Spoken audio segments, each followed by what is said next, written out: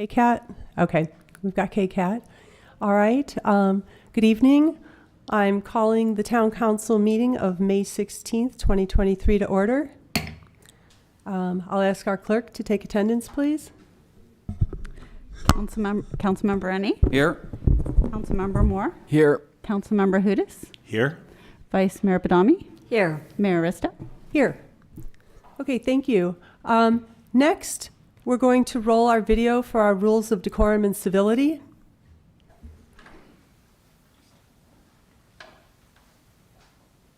The public is welcome to participate at Town Council meetings, understanding that the purpose of the meetings is to conduct the important business of the town in an efficient and effective manner.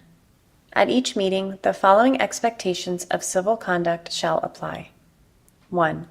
For the benefit of the entire community, the Town of Los Gatos asks that all speakers follow the town's meeting guidelines by treating everyone with respect and dignity. This is done by following meeting guidelines set forth in state law, in the town code, and on the cover sheet of the council agenda. 2. The town embraces diversity and strongly condemns hate speech and offensive hateful language or racial intolerance of any kind at council meetings. 3. Town council and staff are well aware of the public's right to disagree with their professional opinion on various town issues. However, antisocial behavior, slander, hatred, and bigotry statements are completely unacceptable and will not be tolerated in any way, shape, or form at Town Council meetings. 4. All public comments at the Town Council meeting must pertain to items within the subject matter jurisdiction of the town and shall not contain slanderous statements, hatred, and bigotry against non-public officials. 5. The town will go through the following steps if a disturbance results from a member of the public not following these rules. If participating remotely, town staff may mute the individual with an explanation for the record of why muting occurred consistent with this policy. If participating in person, the mayor may call a recess for violation of this policy, resulting in the immediate cessation of the audio and video recording and the council exiting the chamber. Staff will determine if the individual should be removed or if all members of the public should leave, depending on the extent of the disturbance. In the event that all public members exit, only the press would be allowed back in the meeting. Once the individual or individuals leave, the council would return to the chamber and the mayor would resume the meeting. Persons disrupting a council meeting may be cited for violation of the California Penal Code Section 403. These expectations of conduct also apply to meetings of all town boards, committees, and commissions. Thank you for that. Okay, next we have the Pledge of Allegiance. So I would like to invite our 4 pledge leaders up front here to join me.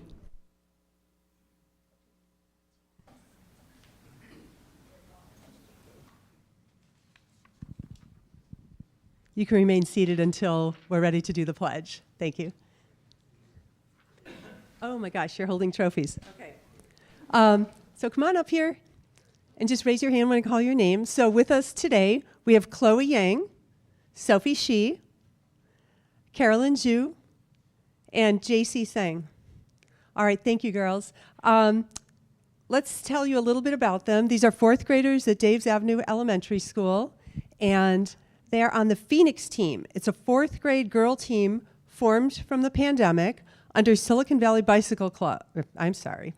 You know where my brain is at. Better Sport, Silicon Valley Basketball Club. The team came together, aimed to build character for the girls to be adaptable, persistent, and have a can-do attitude, as strong as boys through competitive basketball. The team just won Silicon Valley NJB Spring Champion on May 7th. Ooh, congratulations. Let's see those trophies for a second there. All right. And Chloe, JC, Sophie, and 8 other players are the founding members of the team, and Carolyn is the newest addition. Besides playing basketball, Chloe and JC joined seasonal robotics teams, clubs, and Chloe also actively competes in math league competitions. All 4 girls like reading and skiing. Their common favorite subjects at school are social studies. We have a very well-rounded group of students here. All right, so we have the flag over there. I'm going to hand you the microphone, and you can let our audience know that they need to stand and put their hand over their heart. So somebody take control. These are girls who can lead just as well as boys. Let's go. Yes. Please stand for the pledge. Let's face this way. Okay. Hand over heart. Right hand over your heart. Ready, salute. I pledge allegiance to the flag of the United States of America and to the republic for which it stands, one nation, under God, individually, for liberty and justice for all. Very, very nicely done. Are we going to take a quick picture? Okay, we'll take a quick picture here.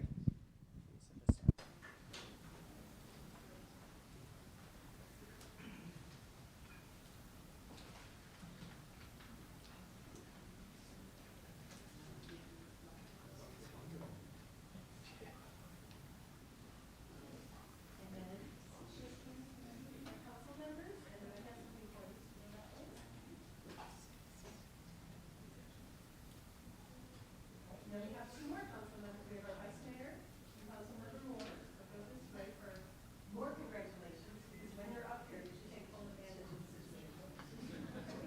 Working. And then I have something for you. All right, one more minute. I know. Okay. Thank you.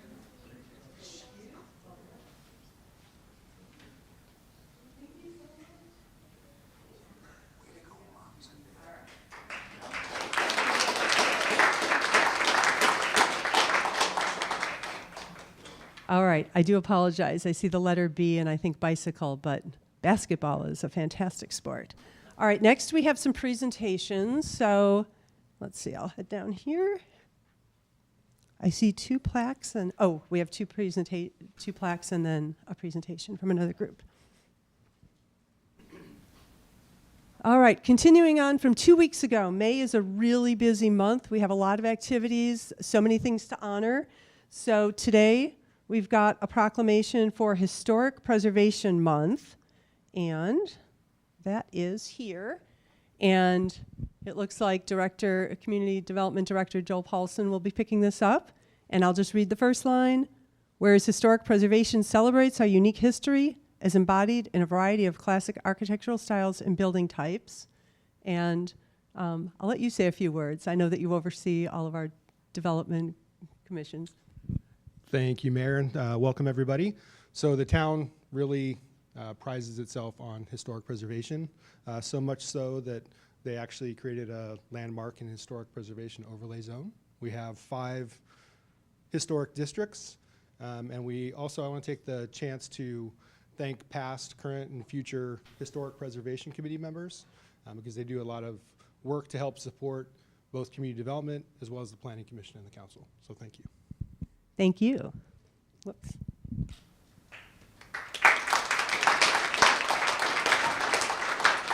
And it looks like you'll be staying up here for a minute longer because along with our historic preservation, this is also Affordable Housing Month. And this is another important part of our development. So whereas affordable housing is one of the cornerstones of democracy and considered a key element of the American dream, we have this proclamation.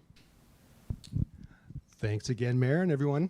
I think, the town also endeavors to make sure that we have affordable housing. We do have an inclusionary ordinance which requires certain developers to provide affordable housing.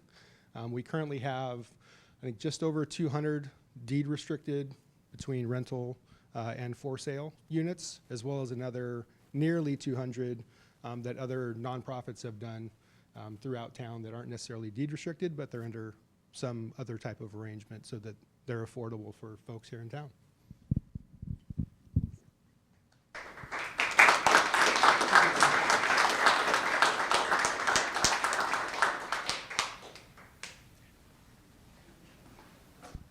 Thank you so much. And then I'm going to move up here. Next, we have a presentation from West Valley Community Services, an update.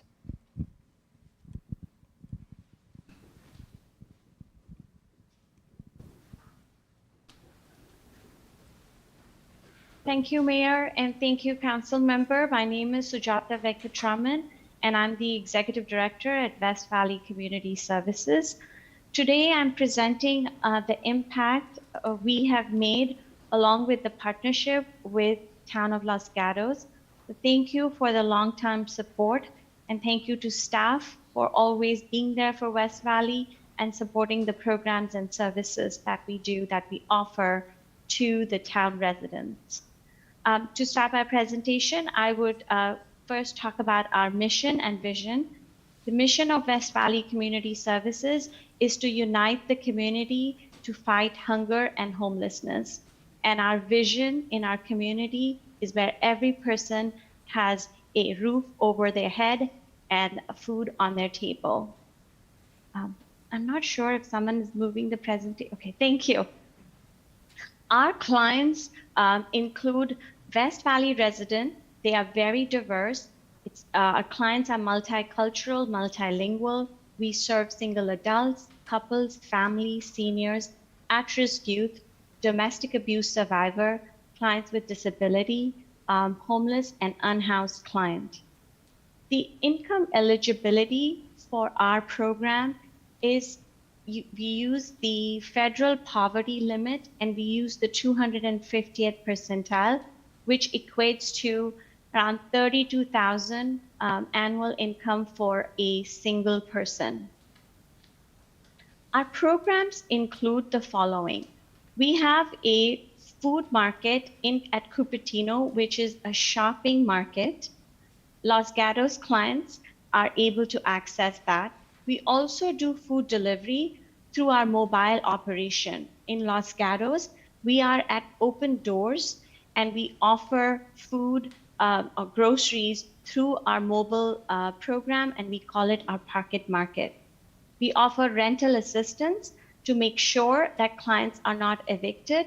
They are able to live in the town, work in the town, and able to raise their family and build a support system in town of Los Gatos. We have housing referrals and support. We do housing search, affordable housing search for unhoused and housed individual, making sure that they are able to sustain and pay the rent in the West Valley region. Our goal is eviction prevention.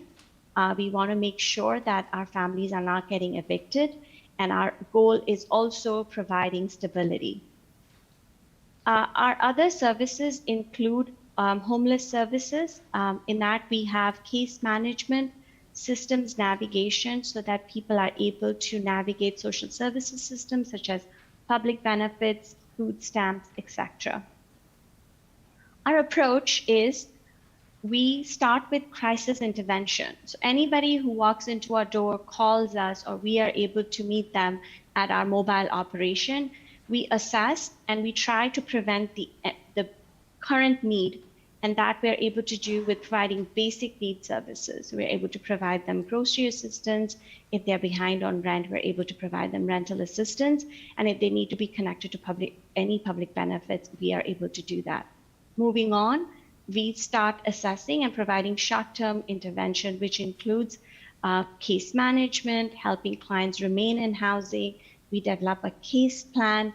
We also refer them to other resources so that they can now continue to the path of stability and are able to now experience the crisis they initially came to us. Lastly, our goal is self-sufficiency. So we work with our clients to make sure that we develop and implement a plan that supports long-term stability. If the slides can be moved to slide number 6, where I'm talking about the theory of change. Recently, we developed a theory of change. And what the theory of change we are trying to analyze is how do we move clients who are in crisis to self-sufficiency? What will it take? What are some of the services we need to offer? What services we need to expand, enhance, and maybe even develop so that our clients who are coming to us are able to have these upward mobility. They are able to come out of food insecurity, financial insecurity, and housing insecurity. We will, in the next few years, we'll be able to test the theory of change And we are hoping that will really be the guidepost to help us to enhance our programs and services and really focus on moving people from crisis to self-sufficiency. Lastly, I'll get to the numbers. Last year, we served nearly 1,500 new individuals who came to us for the first time. Way over 4,000 people, men, women, and children were assisted through various programs that we offer. Nearly 1 million meals were provided, and we provided rental and emergency assistance in the amount of more than 2 million. For Los Gatos, that numbers look like for last year, we had 38 new individuals. We had about 172 clients who accessed the Park Market at open doors. These clients don't have the transportation or ability to come to our Cupertino, so they get weekly groceries right at their doorstep through our Park Market, and you see a picture there of our staff distributing groceries. The Park Market is a shopping market. They can shop for their food. If you move down the slide, I'm going to skip the demographic. This is information that you have. I want to highlight on this slide that we currently are serving, which is our 2022-2023 numbers. Currently, year to date, we have 39 new households who are coming to us. We have about 150 households who have participated in special programs, and 45 households, new households, we have received rental assistance, and we have prevented eviction. The post-COVID impact we are continuing to see, which our rental assistance is in high demand, are many of the clients from Los Gatos and surrounding West Valley cities are rent burden. Lack of affordable housing is causing that, and we get a lot of support from or a request for support from small business owners. Year over year, Los Gatos rental assistance have increased. In 2018 and 19, we served 32 households, and currently we have 45 households getting, and the amount of rental assistance we are able to give to these clients have also drastically increased. What this is showing is we are having to give out more than one-time assistance to keep people housed, to prevent eviction and displacement. The last picture here shows the Park Market. As you see, that's how the market operates at open doors. People are able to get the weekly grocery, and they also have the option to coming to our West Valley Market. The impact that we are making in Los Gatos is we are making sure that we have a diverse, inclusive community. The clients who want to live and work in the town of Los Gatos are able to do that. We are able to keep families with children with good schools and support system in our town and prevent displacement. We really appreciate the support that we are getting from the town and truly value this partnership. Thank you so much. Thank you. Do any council members have questions for our presenter? All right. Well, on behalf of the council, I want to thank you so much, not only for the update, but for the work that you're doing and taking the money that is donated to you by our town and other places and being like an absolutely critical safety net for people, because we know once people fall out of housing, everything cascades and it's much more expensive to try to pick up the pieces. So thank you so much. Thank you. Truly appreciate this partnership. Okay, so next, following that, we will now move to council and manager matters. This is where members of the council and our town manager update you on things of interest to the public that have occurred since our last regular council meeting. So tonight I will start with Councilmember Hudes. Thank you. Quite a bit. Let's see, I guess on the 3rd of May, I met with a number of senior veterans concerning the memorial that we have here in Los Gatos and the efforts that they've made and looking for a collaboration with the town on the investment. I also met with a member of the newly forming Friends of Los Gatos Seniors Foundation, and met with several other people regarding the seniors effort. I met with another individual who is from the tech community and has been working with a group of people on an innovation economic group to look at economic innovation in town.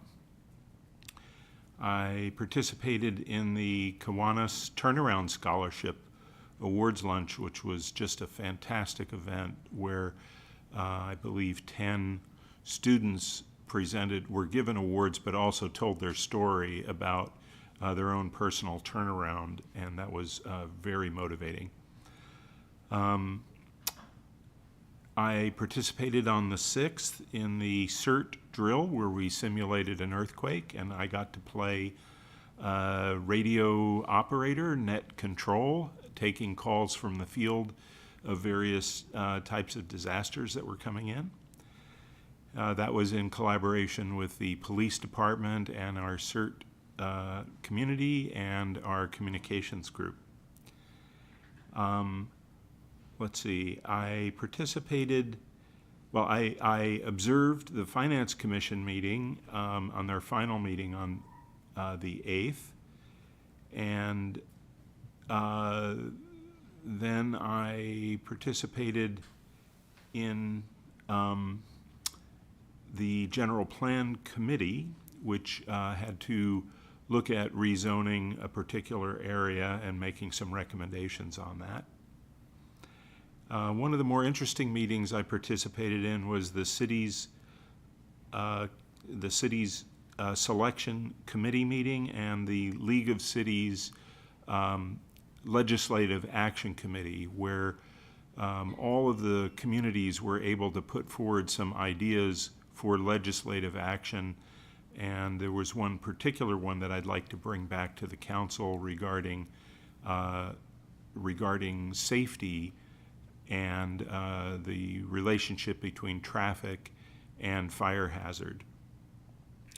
I participated in a meeting with the president of the Police the Police Officers Association, and I learned quite a bit about the police force and what some of the challenges are, and really was able to get an appreciation of the value and tremendous dedication of our police force in town.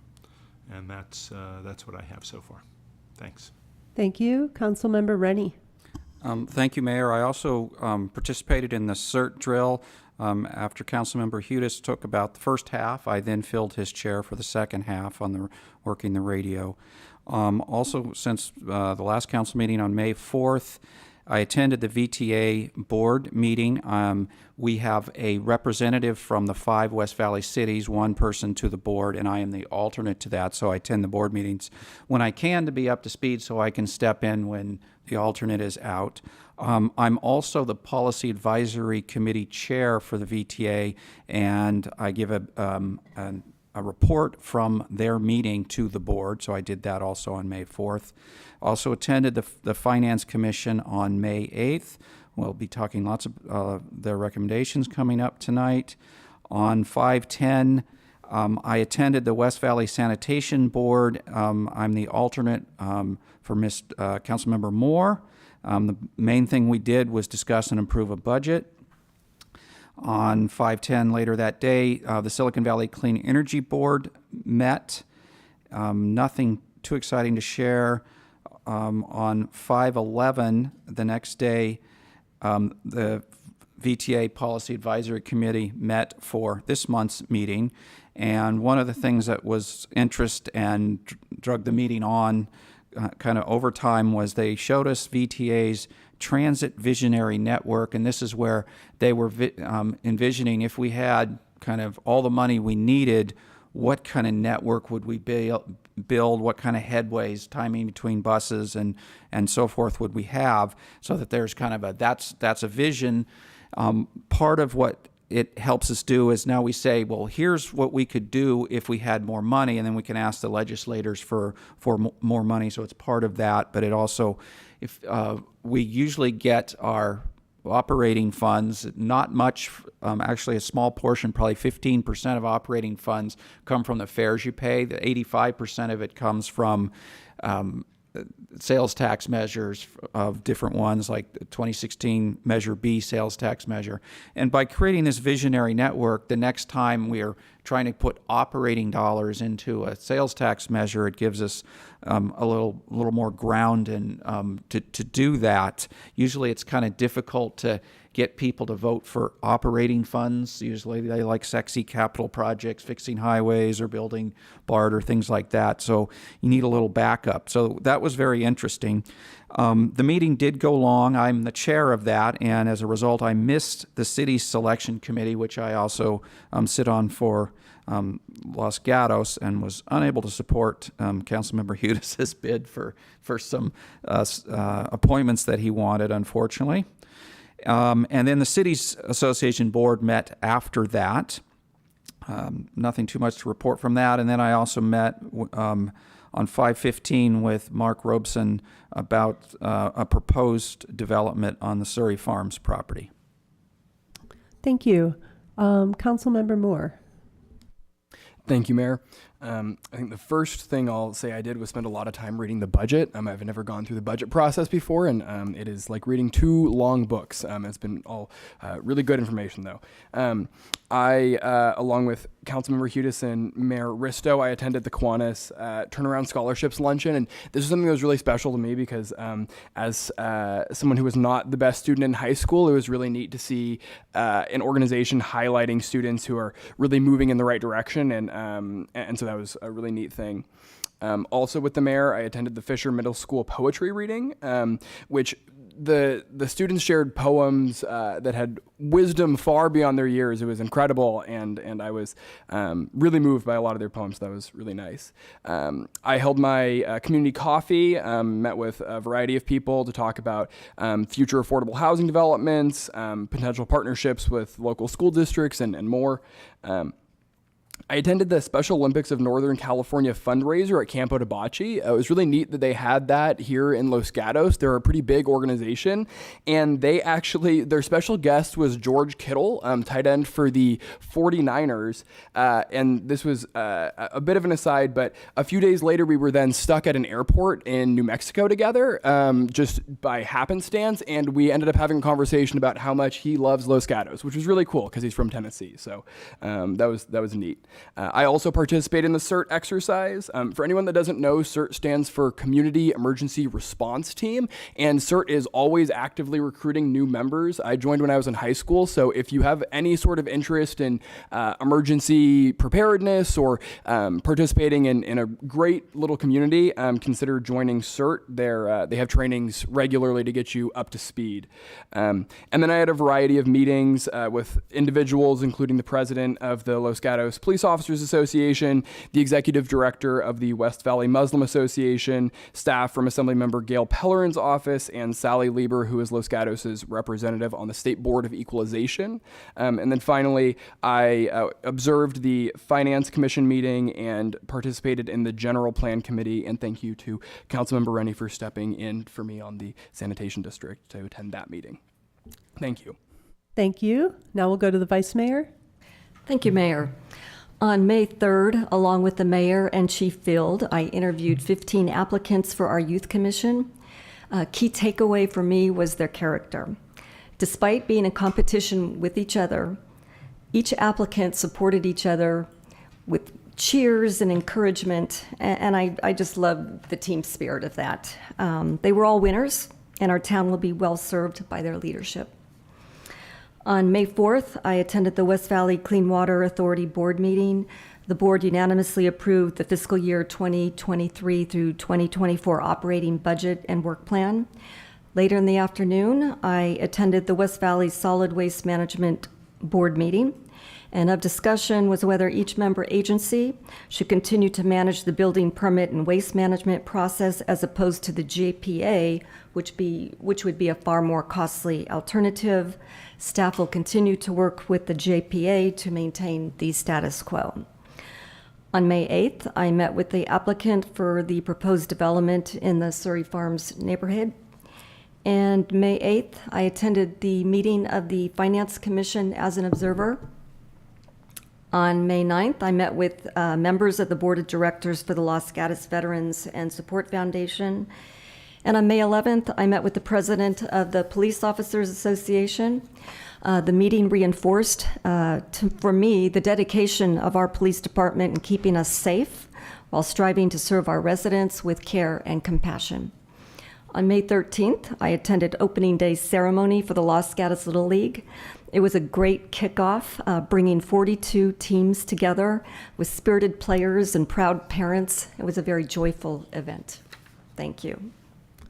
Thank you. I attended quite a few of the same events as other people, so I will go down. Let's see. First of all, big reminder, May is Bike Month, and the Silicon Valley Bicycle Coalition has challenged all cities and municipalities and towns to have as many residents as possible sign up through the website, Silicon Valley Bicycle Coalition, and just ride your bike once, just anywhere. We are in competition with other cities, and right now we're kind of in the middle. It's normalized for population. So, San Jose has to get a lot more people biking to get ahead of us.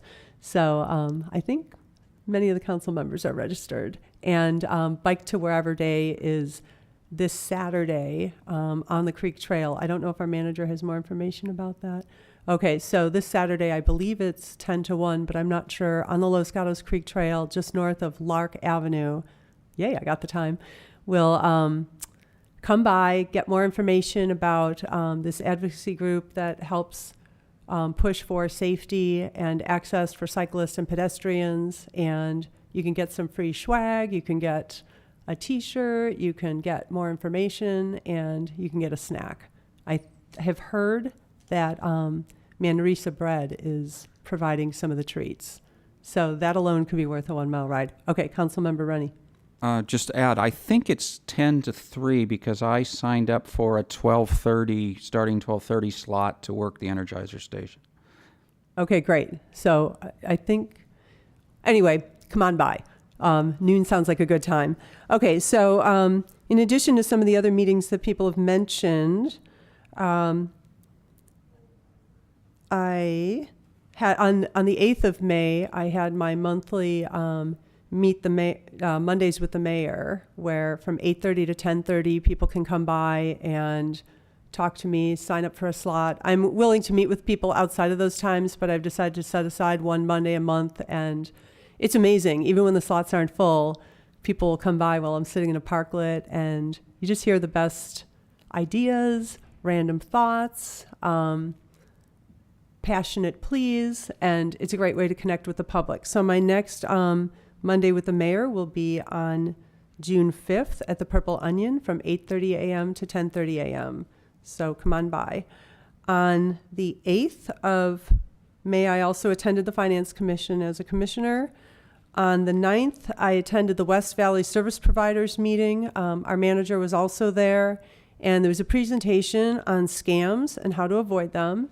And, it was directed more toward senior citizens, but I will tell you, everybody is vulnerable to this, and the kinds of AI that's being used now to imitate someone's voice, the extent that people will go to try to separate you from your money through emotion is unbelievable. So be really careful. Don't click on any links that you don't trust. When you get a phone call, and if it sounds like it's from a granddaughter or somebody's friend and they're in trouble, turn around and call them. Don't be a victim. Let's see. They also talked about the new mobile mental health service, the TRUST program. I attended, so did Councilmember Rennie, the all-employee quarterly meeting last week, and the topic of discussion was the budget. And I have to say, it is really amazing to come into these chambers and have it filled with most of the town employees. I realize there's Parks and Public Works and police officers that can't attend, but to see all of our employees together, welcoming new employees and asking questions and being engaged and, you know, hearing about the budget. I know that they're all paying attention to this meeting tonight because it's very important. It's what we'll be doing going forward. Let's see, and on Wednesday, one of my favorites, I helped teach 5th grade bike skills. So we had 9, 10, and 11-year-olds rolling along, and this group is all girls this time. So we had a unicorn bike helmet and a kitty cat bike helmet, and they can climb the hills just as well as somebody in a road helmet. So I might need a new bike helmet. I met with Police Officers Association president to further learn more about our amazing police department and what challenges they're facing and what goals they have, and you know, how we can continue to support them as they support us. I had a great meeting on the 11th. I met with a Daisy troop. Now, Daisies are kindergarten and 1st grade scouts, and they wanted me to come and talk to them about being a leader, what it takes to be a leader. They were discussing federal, state, and local government. And for 5 and 6-year-olds, their questions were amazing. You know, how do you make a difficult decision? How do you make a fair decision? What do you take into consideration? What can change your mind? And then the highlight was I got to sit in the Daisy Circle, and they gave me a box of Thin Mints. And it's under the $50 limit, so I was able to accept it. And then finally, I attended the Fisher Steam Showcase and Open House right after the Daisies. So moving from there to middle school, seeing the jazz band, the choirs, the unveiling of the art docents' mosaic, meeting, well, I know the superintendent, but meeting the principal there for the first time and talking to the assistant principal and visiting the classrooms. It just reminds me what amazing schools we have here and what an incredible, positive, collaborative, supportive community we have. And then the other thing is I have been meeting with Shannon Road residents one-on-one. So I've met with a couple Shannon Road residents just to talk about the project and, you know, how we can all get to yes. So with that, I'll turn to our manager. Thank you, and good evening, everyone. I'd like to announce that on Saturday the 20th from 10 till noon, we will be having Big Truck Day at our library. So please come join us as you are heading to or from the Creek Trail. And then we are still recruiting for our adult commissioners. Please sign up. We have lots of great opportunities. Applications are due at the end of the month on May 26th. Thank you. Thank you. Councilmember Hudes. Yeah, I understand that we have hired a new assistant town manager, and congratulations on that. And maybe you could tell us a little bit about her. Yes, on June 5th, you will meet her on June 6th at our next council meeting. We've hired Katie Nomura. She is currently Deputy City Manager for the City of Long Beach. She's overseeing an intergovernmental working group on the unhoused in Los Angeles County, so multiple cities working on this particular issue, so she's coming to us at a good time. She also has experience working on food truck legislation as well as sidewalk vendors. When she was in the city of Cupertino, she rose very quickly within the city manager's office, overseeing the preparation of the budget and other special projects. So yes, on June 5th, please join me to welcome Katie to our team. Thank you. Fabulous. All right, so now we'll move to consent items, and this is a list of 10 items on the agenda that are considered to be non-controversial. They are available if somebody wants to pull them for discussion, but generally we can pass them with one motion and a vote. And I will first look to see if any members of the public want to speak on this, and I have a card from Lee Fago. So you have 3 minutes to speak on any or all items on the consent agenda. Good evening, Madam Mayor, council members, and town staff. I do have 2 items, items 5 and 9, that I'd like for you to consider for further discussion. Item 5 is in particular on that one, It is the section of the Shannon Road slurry seal that goes from Blossom Hill to Cherry Blossom.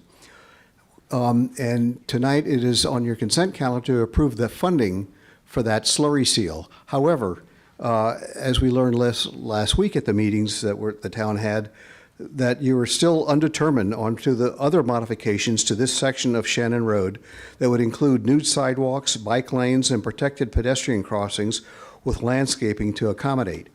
Recognize that some modifications can be made according to the document that's included in tonight's packet. It appears with the info in the attachment that such modifications are for weather-related delays, etc., not complete redesigns as is being considered. So my concern is that going to be a conflict? Is that going to be a problem where we would lose the SB1 funding for that slurry seal project? The second item, item 9, is the North 40 street reworking that was done, particularly on Lark Avenue. On the right side of Lark Avenue, right in front of Classic Car Wash, there is a sinking pothole that was 3 by 2 feet, and it continues to get worse over time. And that is causing drivers who now are familiar with that to try to avoid it, and they're doing all sorts of lane maneuverings, as that is a right turn lane to go on to Los Gatos Boulevard. It is causing some risky behavior, and it's causing damage, or the potential for damage, to automobiles or suspension systems. So please review that pothole, see if that can still be corrected by the North 40 funding program that was in place for the street repairs, resurfacing, striping, and intersection changes that were necessary. And let's get that corrected before there is any damage to vehicles and or injuries to people who are in that area walking along the sidewalk or making the crossing across the footpath just beyond that pothole. It's getting worse, it's sinking, and it's not 3 by 2 feet anymore. It is now about 4 feet to 5 feet wide, and you can't miss it if you're going to make that right turn. So please consider amending that in the agreement with the developer. Thank you. Thank you. Do we have any questions for the speaker? Okay, seeing none, thank you. Anybody else want to speak on consent calendar? I don't see any hands on Zoom, and I don't have any other cards. So I'll turn to my fellow council members if there's any comments, requests. Councilmember Hudes. I had a question on item 3, which is the federal single audit report. And I believe on page 7 it states that we have not expended any funds through March on the from the ARPA budget, and it seemed to be inconsistent with the budget reports. Is that something that can be answered quickly, or should I ask to pull that item?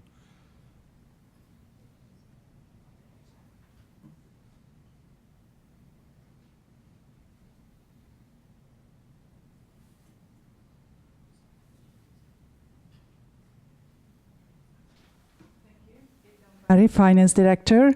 The federal, single audit report is presented 21-22 actual federal dollar recognized and expended. In last fiscal year, the town recognized approximately 3.4 million ARPA replacement revenue for eligible police expenditure, public safety expenditure. The town took this approach under the federal simplified streamline process. So that's the one that we recognize and we expanded. When we took this approach, it's freed up our own money. And when we are talking about ARPA money and ARPA trucking, we are just trucking that $7.2 million. So it's not contradict for that purpose. I probably have a few more questions, so I think it might be a good idea to pull that. So I'd make a motion to approve consent items 1 through 10 with the exceptions of 3, 5, and 9. Mayor, Councilmember Moore. I had a comment on item 4. Okay, yeah, so let's hold off for a second. All right, so we have a motion at the moment, but we don't have a second. We'll go to a question. Yeah, I just wanted to make two quick comments on item 4, not pulling the item. I just wanted to highlight for the public that Creekside Sports Park is a town-owned park that is accessible to the public from Monday through Friday, 7 a.m. to 3 p.m. I never knew that, and I think that a lot of our people in town don't know that. And so that's one piece that I hope that we're promoting that as much as we can, because that field is actually very expensive to the town. And so I think that the other thing I wanted to comment on, I know it's a 5-year contract. I don't want to do anything with this contract right now, but I think moving forward, this contract is for $21,000, and the field is going to cost us about $1 million to resurface. And so I think that's something to maybe look at some point in the future. I know maybe in 5 years. But mostly, I think if we own this park, we should be making sure that our residents are using it. So that's what I got. Okay, thank you. So we've got a comment, we've got a motion. I'd like to amend my motion. Feel free. To include item number 4 as well. So it would be 1 through 10, except for items 3, 4, 5, and 9. So you're pulling items, hold on, let me make sure I have this because I'm slow here. You're pulling items 3, 4, 5, and 9. Correct. All right, and we will take those in order after the budget, I guess.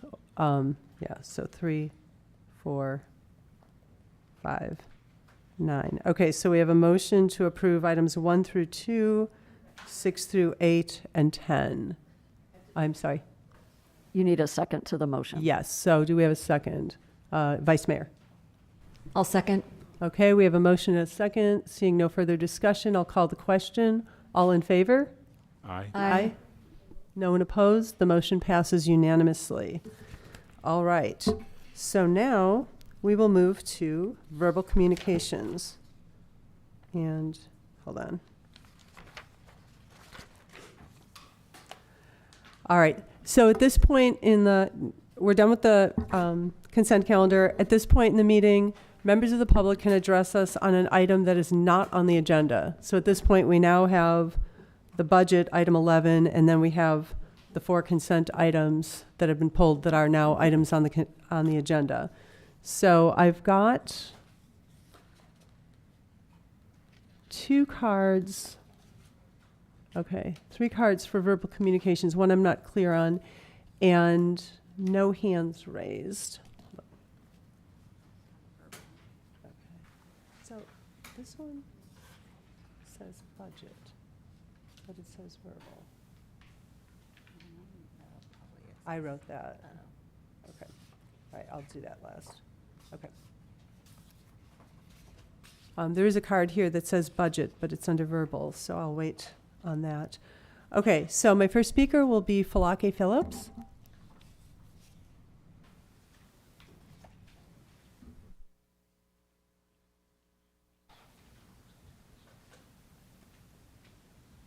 Thank you.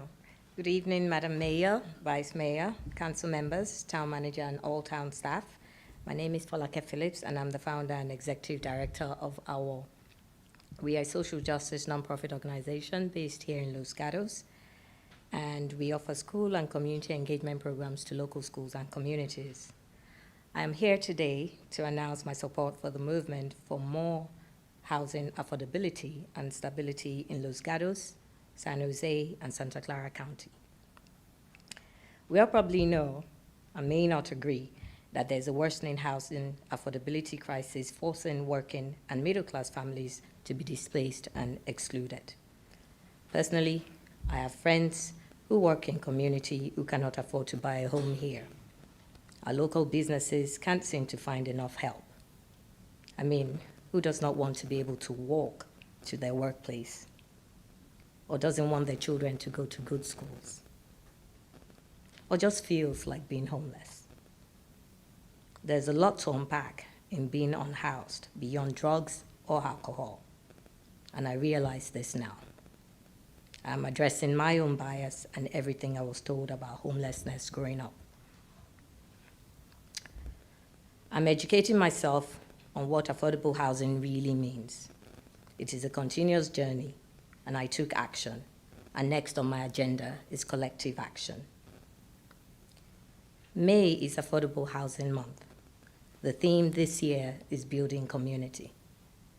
To this end, I would like to invite you, your family, your friends, those on Zoom and YouTube, to ours A Place to Call Home series of educational and awareness events starting this Thursday, May 18 to 20. Programming in Los Gatos locations include a staged reading of a play, A Raisin in the Sun, and an embodied talkback session. A talk and testimonial by local speakers with lived experiences who will share their own stories, including one of human trafficking right around the corner in San Jose. There will be a film screening to give you a glimpse of what it looks like to be unhoused or to face housing insecurity. There will be a presentation by the Executive Director of Silicon Valley at Home and her team. We will do this at the Los Gatos Chamber of Commerce on May 20. We will have outreach on each of those days, dinner or lunch supplies. Service providers will be there to table and to speak with those who are unhoused that attend. If you want to learn more, you can go to awocenter.org. That is awocenter.org.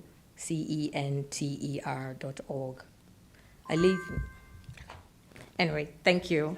I have flyers here for those who might want to, participate. Thank you so much. Okay. Okay, our next speaker is Tom Picro.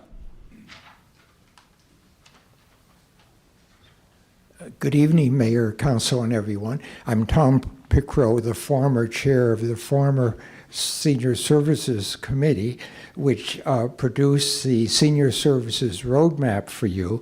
And one of our goals was in the area of core services. And a particular priority there was the reopening of the Live Oak Adult Day Services for older adults and caregivers support. And I'm very happy to announce that it will be reopening in June.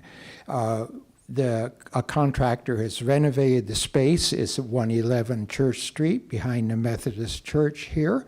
And we're very happy that, and on a bit of a historic note, the first of the 4 Live Oak Adult Day Services sites in the valley here was open in Los Gatos exactly 40 years ago. It's called Live Oak because of all those live oaks behind the Methodist Church there. And I would like to invite everyone to our opening reception, refreshments and snacks and everything on June 1st. That's Thursday from 4 to 6 p.m.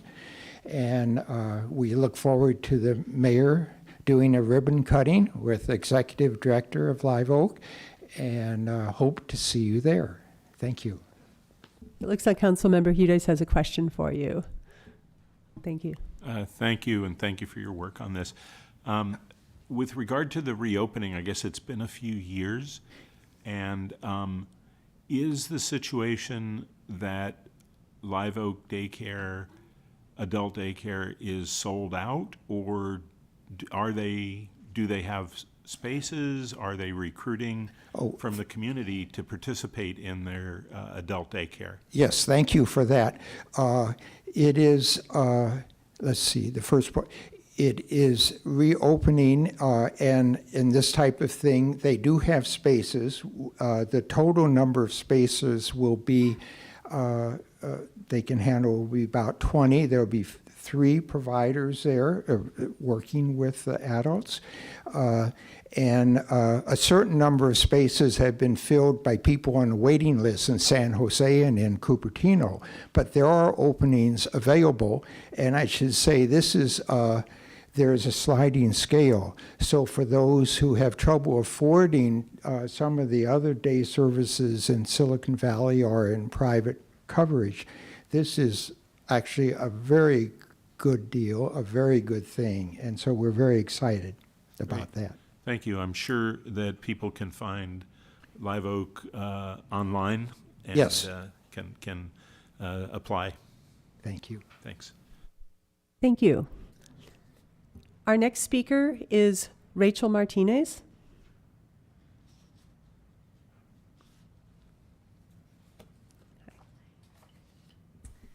Good evening, Mayor and council members. I'm here on behalf of Parlor 308 and all the businesses on Alpine and East Main.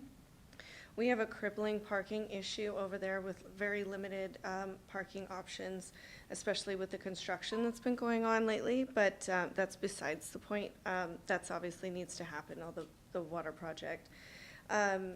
There is a pay-to-play parking program that might be in the works that I would like to inquire about, where people can upload their license plates to an app for Los Gatos and pay for their parking if they're going to go over their time limit.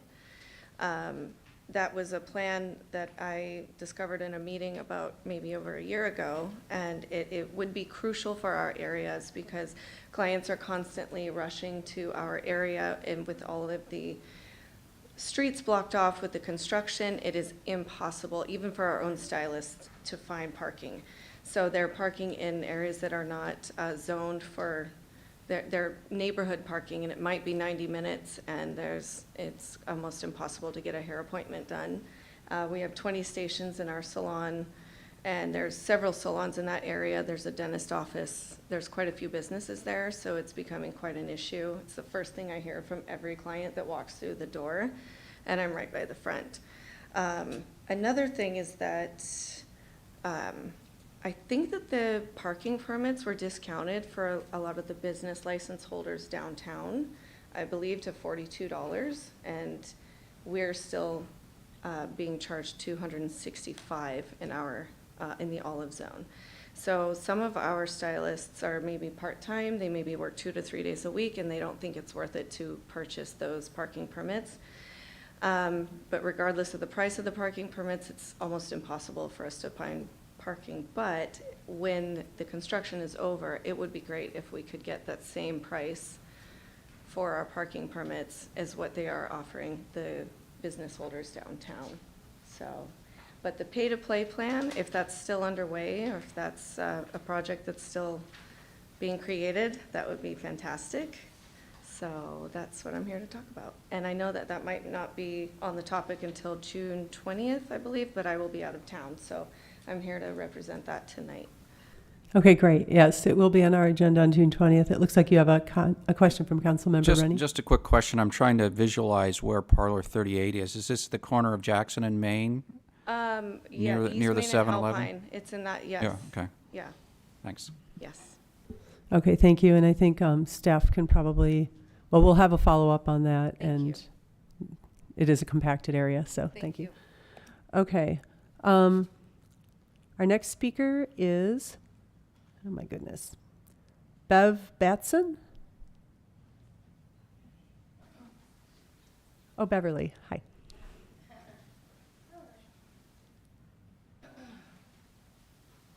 How's everybody? Good? So I'm going to look at you. I'm not going to look at the audience like I've done. There's several things I'd like to address. Is the smoking ordinance in this town, what it is it legal to smoke in certain areas and not? Because I've obtained getting sick from smoke and stuff. So, and then I would like to address that Sundays used to be closed in Los Gatos for church. And I don't know how many years ago they changed that and made it, open. So Sundays, everybody was at church and there was no businesses open except for Live Oak Inn and a couple of restaurants. And I'm wondering if it would benefit them to keep Sundays for church again and go back to Mondays being open for business instead. It would be a big deal because everybody comes here on weekends, but it might bring families back together and more people communicating in church like we used to do. It's an idea. I don't know how many years ago it changed, but it did change. Also, the tree problem on Main Street is really bad, and the trees are on the wires, and it's quite dangerous because if they fall and hit a car or a person or a baby, we have lots and lots of babies coming into town. That's another problem, and then, but it could be solved by soon someone go down Main Street and start trimming from the top where the Parkside Restaurant is all the way down the street. And then I have another concern. There's a movie, old movie. You guys know it, Tom Cruise movie. Do you know what it was, right? Show Me the Money. I want to know where the money is for the homeless, because it's been long and tangled conversations of profiling, but it still isn't there yet, and it needs to be, because people are disabled now, and that money needs to be enforced into proper designation, right, for like motel rooms, showers, so people can maintain and not have something worse happen outside. So that's my concern. Couple more things. That's it. And I just hope things get resolved with the tree issue really soon.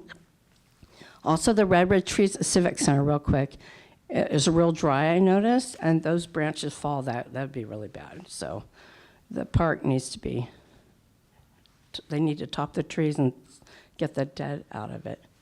Yeah. So, and I think the police and the firemen could do some fundraising dances and fun things to help not just the children, but the homeless organization. And I don't know if there ever was installed proper money for people. There was only a few people here at one time, but there's still people living without showers more than once a week, and I think we all take more showers than once a week. That's it. Thank you. Perfect timing. Thank you so much. No questions? Okay, our next speaker is Peter Hertan.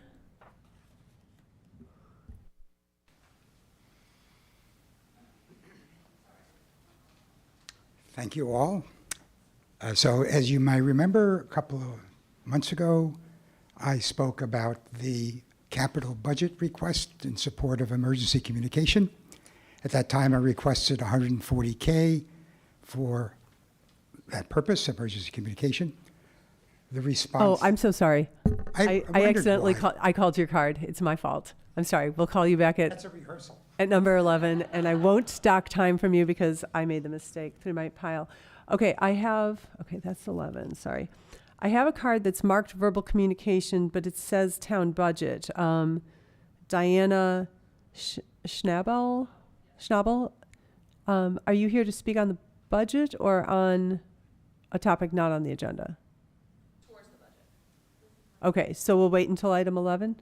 Okay, thank you.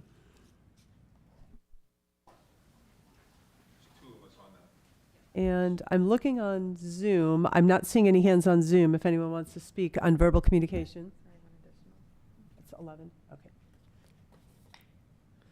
Okay, it looks like we've gone through all of our speaker cards and there are no hands on Zoom, so I'm going to close verbal communications.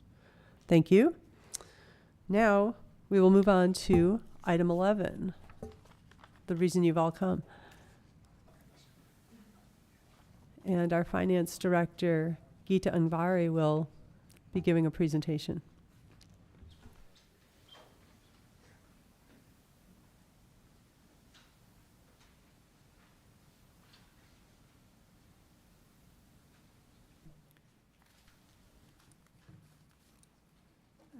Good evening, Mayor, Council members. I would like to ask the clerk to put on the budget presentation.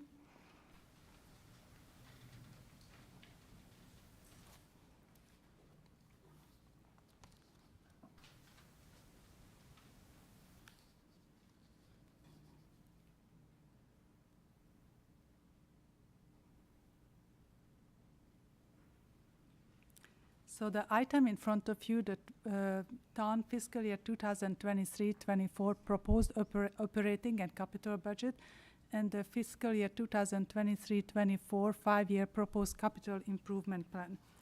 The proposed budget reflects the council and the community's values, goals, and strategic priorities. Can you go to the next slide? So the core goals that guide us: the good governance, community character, quality public infrastructure, public safety, civic enrichment, and fiscal stability. Next slide. The Town Council annually review the strategic priorities, confirm the ongoing one or new one.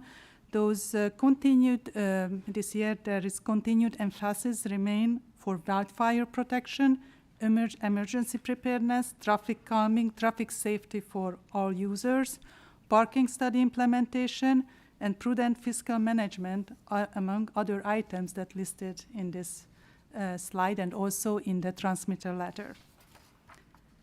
Next slide. As with most municipalities, services are provided directly by employees to the town residents, businesses, and visitors. The general fund pays for core services such as public safety, community development, parks and public works, library, and other services. This chart just demonstrates all of those services and the service area and the relative percentage for those services cost in our general fund. Next slide. The proposed budget, fiscal year 2023-24 budget, maintains existing high-level services, provides for minimal staffing changes, and balance with 1.6 million OPEB trust fund withdrawal. Next slide. The proposed general fund budget, it's 56.1 million, excluding the restricted pension trust revenues. This is this program's total revenues and reserve uses with equal expenditures and transfer. And I will talk, next slide, please. The next slide just show the estimated and the actual general fund reserves. The town estimated general fund reserves forecasted at the next year end, June 30th, 2024, approximately $24.5 million. In this bar chart, the bottom two, the blue and the darker red color represents the budget stabilization and the catastrophic reserve that per general fund policy we keep 25%. The orange bar represents the capital special project reserve. This is the reserve that per general fund policy after we close the year and we fill all the different reserve, we allocate for pension and fill the market additional reserve. This is the leftover balance. And the very top, the blue one represents the OPEB, the pension trust reserve, which occasionally we, this is what served us in the past to pay directly to CalPERS, or we have a choice just to keep in a reserve. So that's represent those one. All the reserves will be really determined at the close of the fiscal year. Those are the estimated balances in 22-23 and the proposed for 23-24. And now I turn it to Public Works Director Burnham to summarize the capital plan. Thank you, Gita. Nicole Burnham, Director, Parks and Public Works. So just an overview of our proposed capital budget, including carry forward and what we're bringing forward from past fiscal years. And you can see that for 24-25, kind of in the middle column, we've projected or proposed a relatively modest number of new project dollars at about 4.6 million, with additional funds coming in the out years. The next slide. Our goals for the 5-year program right now are to close out completed projects and consolidate projects where possible to reduce the overall number of funds. The proposed budget document does include 16 projects that we're closing out. Those are identified at the beginning of the book. We did add 3 ongoing projects with roadside vegetation management, open space vegetation management, and ADA compliance. We also sought to shore up funding for existing one-time projects and provide for unanticipated repairs. Next slide. We did add 4 new projects, actually 8 forward drainage projects that were areas of town that need study and analysis so we can know what drainage improvements need to be made. Creekside Sport Park, we partially funded replacement of the artificial turf. We will need to revisit that in the coming budget years. We added funding for emergency preparedness and also to do inspection of the timber bridges on our trails. And with that, I will turn it back to Director Angbari. Thank you, and we can get the final slides. So we are just, the staff is looking for recommendation for Town Council, provide direction balancing the proposed fiscal year 2023-24 budget, provide direction on the proposed operating budget, provide direction on the proposed capital budget, and consider the fiscal year 2023-24 list of potential donation, which is consistent with the town's donation policy and can be found attachment 7 of the staff report. That concludes the staff presentation, and all directors and other staff is here, and we are ready for your questions. Thank you so much. First of all, I just want to, we can ask some general questions. I just want to, okay, Councilmember Hudes. Okay, I was going to talk about how, I was thinking we can go through this because we have a variety of things. So if we look at the recommendations that were on, I don't know if we can put that back up. In terms of the items that were being asked to provide direction on or consider, I think it makes the most sense, and this is the way I would like to do it, is to actually go in backward order. I think before we discuss how the operating budget will be and how to balance everything, we need to talk about what the items are that are in it. And so we'll start out, and we're not going to do it, I'm just telling you how we'll do the order. So we'll start out with the list of potential donations and work our way up this list. So if you have your notes in order, I hope that's not going to scramble you or cause a problem. But all right. Do we have any general questions before we go to the public? Councilmember Hudes. Thank you. In looking at this budget and its totality and looking at the forecast, it looks like we still are working toward a reduction of the general fund over the next 5 years to the tune of about $67 million. And it is still what I would consider a structural deficit because we're using, or there are recommendations that we use funds such as such as the Recovery Act funds and also the OPEB funds to balance our budget. So that tells me that we're not, we don't have a structurally balanced budget. And so what I wanted to go back to was something we talked about, and that is operational improvements. And there was a very impressive meeting to report to the council on this a few months ago. But I really want to ask, to what degree have operational improvements been taken to heart and incorporated into the budget? And relating to a motion that was made, has town staff initiated an employee-led operational efficiency program with the goal of 3 to 5% operational improvements? And have we developed 5-year goals for operational improvements? Thank you for the question. Yes, operational improvements are essentially our bread and butter. It's absolutely required that we continue to look at and implement operational improvements in every single department. And this is necessary because we are continuously being faced with new unfunded mandates from the state legislature. So it's an operational imperative. Unfortunately, we are not finding budgetary savings through the improvements because the workload keeps on growing.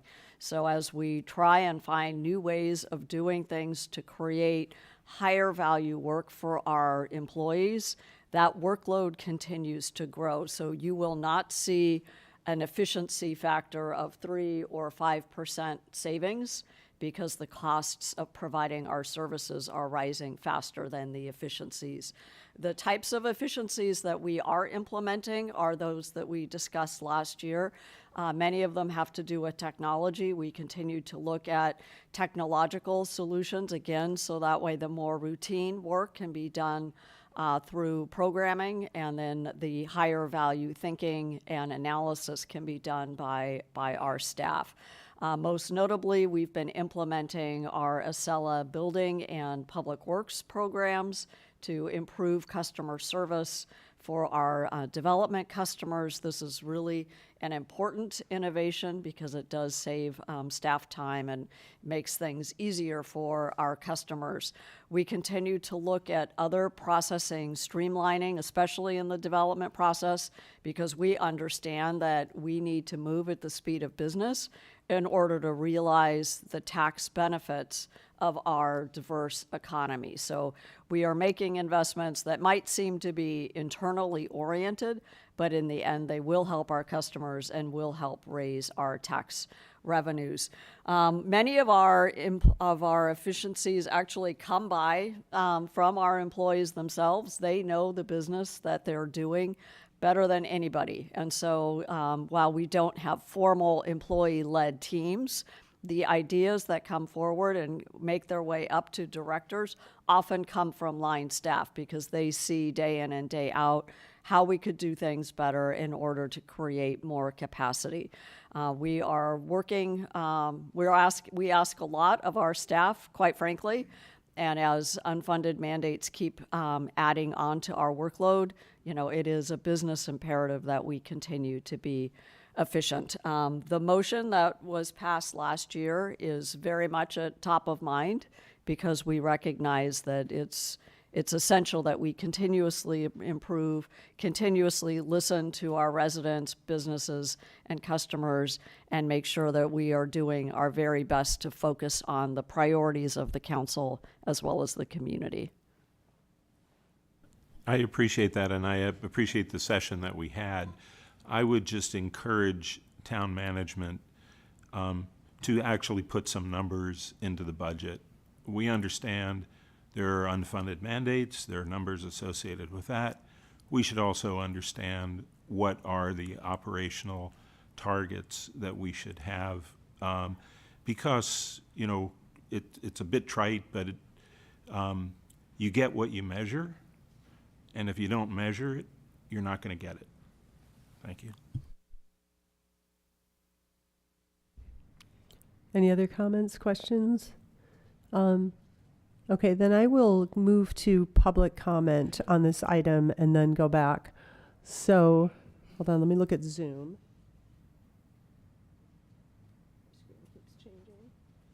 All right, I don't have any hands on Zoom right now, but I do have some cards. So my first speaker will be Emily Ann Ramos.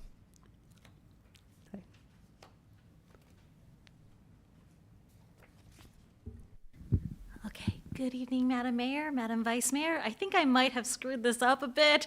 I actually meant to be commenting on the Affordable Housing Month proclamation, but I'm commenting on behalf of SO. Let me just check with our town attorney. So the card was marked, although it was supposed to be II, but I got really confused. Oh, it says II. I thought it said 11. I would recommend taking the public comment, but after the budget discussion has concluded. Okay, so between items or at the very end? Well, since item 11 is open now, I would be inclined to wait until item 11 is finished. All right, so our legal expert is telling us, so you will get a chance to speak. I apologize for not seeing that this was II, and I will call you when we are complete with the budget. Okay, I'll grab my card charger so I can charge my cell phone. That's right. Make yourself comfortable. Councilmember Moore. Would it be appropriate, can I make a motion to reopen public comment or verbal communications? Yes, the motion could be to close item 11 and then reopen public comment. Mayor, would you be amenable to that just so the commenter doesn't have to Sure, stay I'll second that. Okay. So all in favor? Aye. Aye. No one opposed. Okay, so Emily Ramos, you may speak in verbal communications. Thank you so much for accommodating. I'm super sorry about that, Madam Mayor, Madam Vice Mayor, members of the council. On behalf of SB at Home, we want to thank the town of Los Gatos for recognizing Affordable Housing Month proclamation. It is a Your proclamation lends official recognition to the important work being done in all sectors of the affordable housing industry and across a broad, diverse coalition of supporters who believe that safe, stable, affordable homes are the foundation for healthy communities. So we did want to thank you for recognizing this month as Affordable Housing Month. We invite you all and all your members of your community to check out our wonderful programming that we have for this month. We have our signature event actually tomorrow morning at the Mexican Heritage Plaza in San Jose, where people are learning about transit-oriented communities. The town of Los Gatos has a special place in my heart because you're very advanced in tenant protections.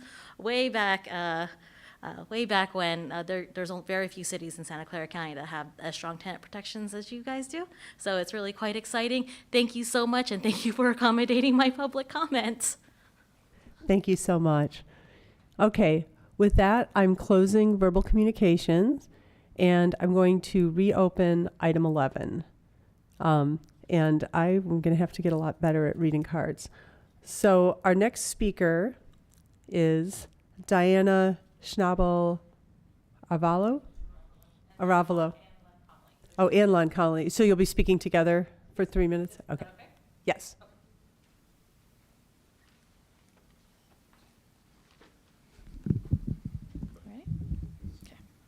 Good evening, Mayor, Vice Mayor, and Council. As Council considers the budget and allocation of funding for this upcoming year and years forward, we ask that you ensure the community safety through funding the police department accordingly. This means adequate and elevated staffing to maintain community outreach and education programs beyond just the high level of public safety service this town receives.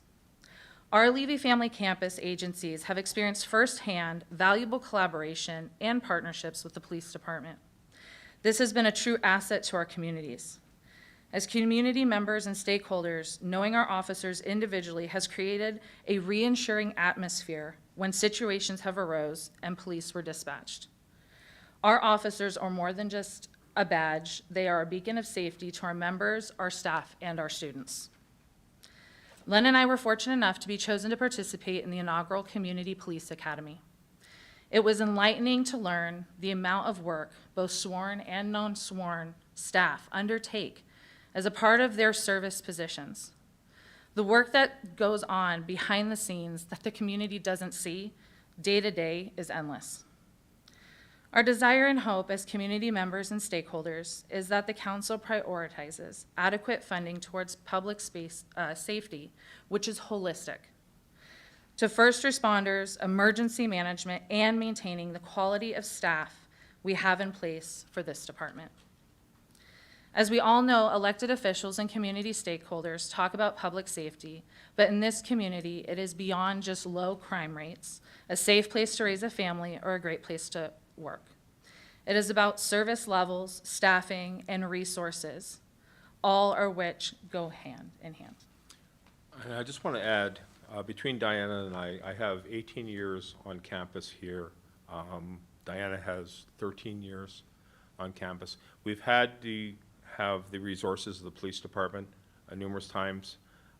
And again, the community itself was educated to the fact that we do have a very good police force, and we would like to have them adequately funded to maintain that level. Yeah. Thank you very much. Thank you. We have a question from Councilmember Rennie. Absolutely. Thank you for the request. I'm not quite sure what it means. You say adequately funded, so you think they're not adequately funded now, and if, in what way? What I'm saying adequately funded is to maintain a level that they can have the professionalism that they give us now. So I don't know if there's budget cuts going to be tried to be implemented. That's the vagueness. Okay, thanks. Thank you. I don't see any other hands. Thank you so much. Thank you. Okay, our next speaker, take two, Peter Hertan.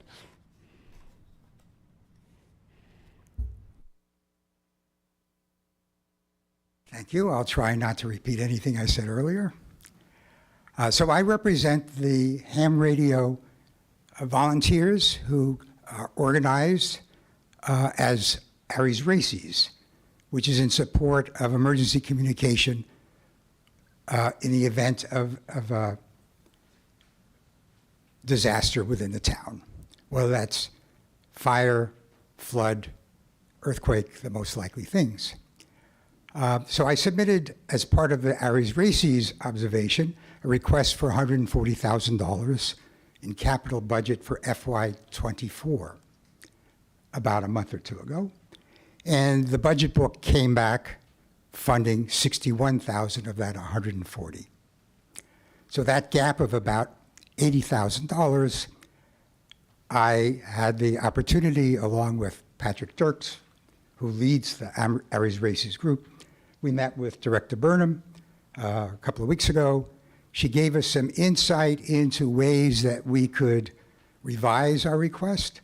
And then I met today with Captain Tada, who talked about our ability to use some of the insurance money from the stolen equipment that we had at the Netflix site and other ways we could move our requests around. So I went back and revised it, and that's what's provided in the real-time link that you all have. And the result is a shortfall now of only $35,000. So it brings up the request, instead of $140,000, to be $96,000. And what wasn't funded were the activities in support of field activities of CERT. Everything for headquarters and radios and so on, that was funded. But the structures in the field, which are known as incident command posts, of which we hope to have 12, and we have 9 now, weren't funded. Not for completing the 12, nor for upgrading the capabilities of those 9 existing ones. So what you see in the $35,000 and the reprogramming of some other money takes care of that shortfall. The value of the incident command post is we have about 12 square miles in the town. We have 1 incident command post for every square mile. By having these fully staffed, you have to go on average only a half a mile to reach a place where you can communicate with the town's emergency operations center or dispatch. So that's the reason for wanting to see the build out of the incident command posts. That's my spiel. Thank you. Any questions? Okay, thank you. Our next speaker is Diane Chandler.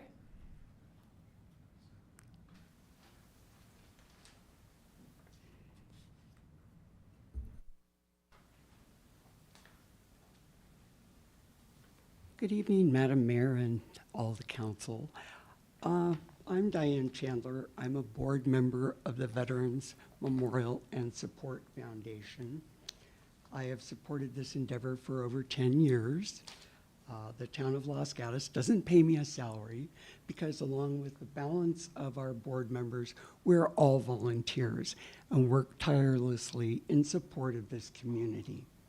The Veterans Memorial and Support Foundation requests the town's financial support to eliminate the remaining DevCon construction loan balance. It's just under $270,000 for erecting this world-class Flame of Liberty memorial, which adorns the town civic center lawn. The Liberty Capital campaign we launched in 2019. Our goal was $2,600,000. To date, we have raised $1,840,000. That is short of our goal, about $750,000. We are not requesting the town help with that. We are requesting that the town help us by closing the remaining construction loan, which is just shy of $270,000. This funding will allow the Veterans Foundation to turn the page to our next chapter and focus all of our efforts on raising funds solely for the purposes of maintaining the Flame of Liberty as we agreed, supporting our Yellow Ribbon program endeavors to improve the lives of active service members, veterans, and their families in our community, and continuing to educate our Los Gatos and greater community on the sacrifices borne by those who serve in and out of uniform. Most importantly, The focus on our new chapter will enable us to positively impact lives of individuals who have defended freedom, supported our country in natural disasters, and given us so much in return. 2 examples of the Yellow Ribbon program include Silky's Hike, targeted at reducing suicide through networking veterans, which over the last 2 years has begun and ended at our memorial, and co-supporting a Stand Down, which is a gathering of homeless veterans for a weekend, provides them with health care physicals, dental checkups, hot showers, haircuts, new clothing, new sleeping bags, veterinarian services for their pets, and counseling for VA and job searches. Transportation to and from the event are included. So a grant will allow us to move on to the support part of our foundation. Thank you. Thank you. Do I see any questions? Okay. There are actually Thank you very much. 4 of us, and we divided the information up. Yes. Our next speaker is George Hall.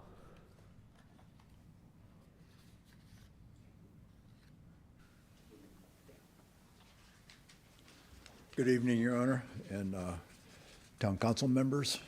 My name is George Hall. I'm the Vice President of the Veterans Memorial and Support Foundation.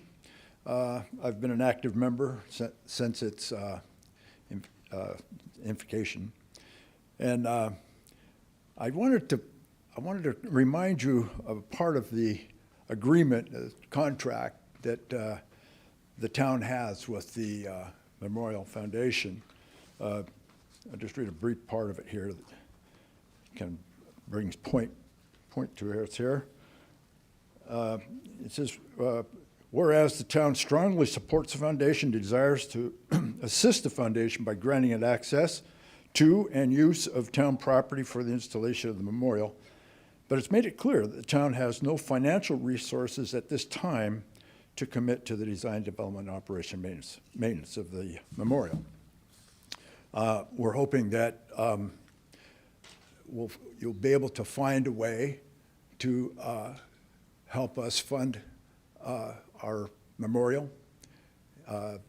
We have a long ways to go, and we would appreciate your generosity of the town's capabilities to give us some assist on that.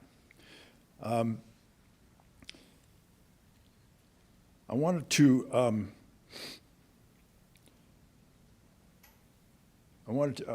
point out that having worked with these members of our foundation over the years, I come to realize the genuine goodness of the fellow members that would otherwise be hidden via the casual acquaintances that we bounce into once in a while. The quiet devotion to our cause to reach out not only to those men and women who have taken the pledge to put their lives on the line to protect our freedoms, but also to provide a welcoming place for all of us to experience the gift of those who have served is so vitally important for our society to share in this sense of pride and gratefulness on a very personal note. One of the things that I noticed is that the people that I've worked with are all unsung heroes. They just act like they're casual people, but they put in thousands of hours to give this town this wonderful gift. And on a personal note, my son is a Army Ranger, Special Forces. He served 5 tours over six years. And he said that one of the most important things to him was to come home and go to that memorial and spend time there. He said it was very calming and very important to him. So I think there's a lot of people that feel that way here, and I think it's important that we make sure that our flame stays bright and shining. Thank you. Thank you. Thank you very much. Our next, do we have any questions? No. Okay, our next speaker is Stephen Guruwaya. I apologize.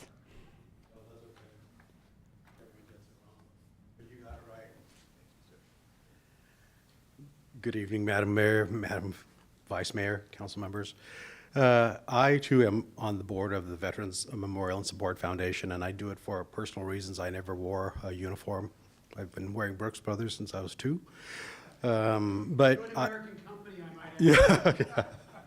I'm here really to speak from a different angle. I think many of you know that I'm the publisher of Los Gatos Living magazine. It's a magazine that's designed to bring the community together and really share the stories of Los Gatans in pursuit of inspiring our community to participate in the betterment of others.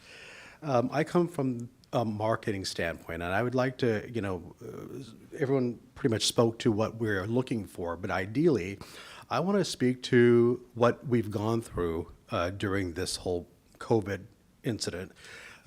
We have worked really hard in fundraising, and we've done a really good job and created really good relationships. We continue to do that. So the support would be really great, but I'd like to speak to what we're doing for Los Gatos. If I may, I'm going to refer to a website. It's an online website, and the point that I'm trying to illustrate here is that the foundation and the memorial site is becoming a destination for people all over. This particular online site, may I come to, here. No, our clerk can assist. You have to keep tabbing. So this is an online site that has nothing to do with us. They have highlighted the, it's upside down, 33 locations or sites to visit in Los Gatos. This is their landing page. So, between our 9/11 events, the various events that we host, this Flame of Liberty is becoming iconic, and it's becoming a destination for people not only in Los Gatos to enjoy, but outside of Los Gatos. So if we're trying to shore up revenue and we're looking for our businesses to thrive with restaurants and merchants purchasing items, we are really a big draw, and we continue to grow in visibility. We've only been in, the memorial site's only been unveiled just a few years ago. And I think that we bring a lot to the table, and we're here to ask for your financial support so we can move on to other projects that we have. The Yellow Ribbon Program, which is the reason why I joined the foundation. The idea of suicides and families being disrupted by experiences is really dear to my heart, and I think that we need to do all we can as private citizens to help in that way. Thank you. Thank you. Seeing no hands, I'll move to our final card right now. Oh, I also have hands on Zoom, but I'll go to our next speaker, Dick Scott.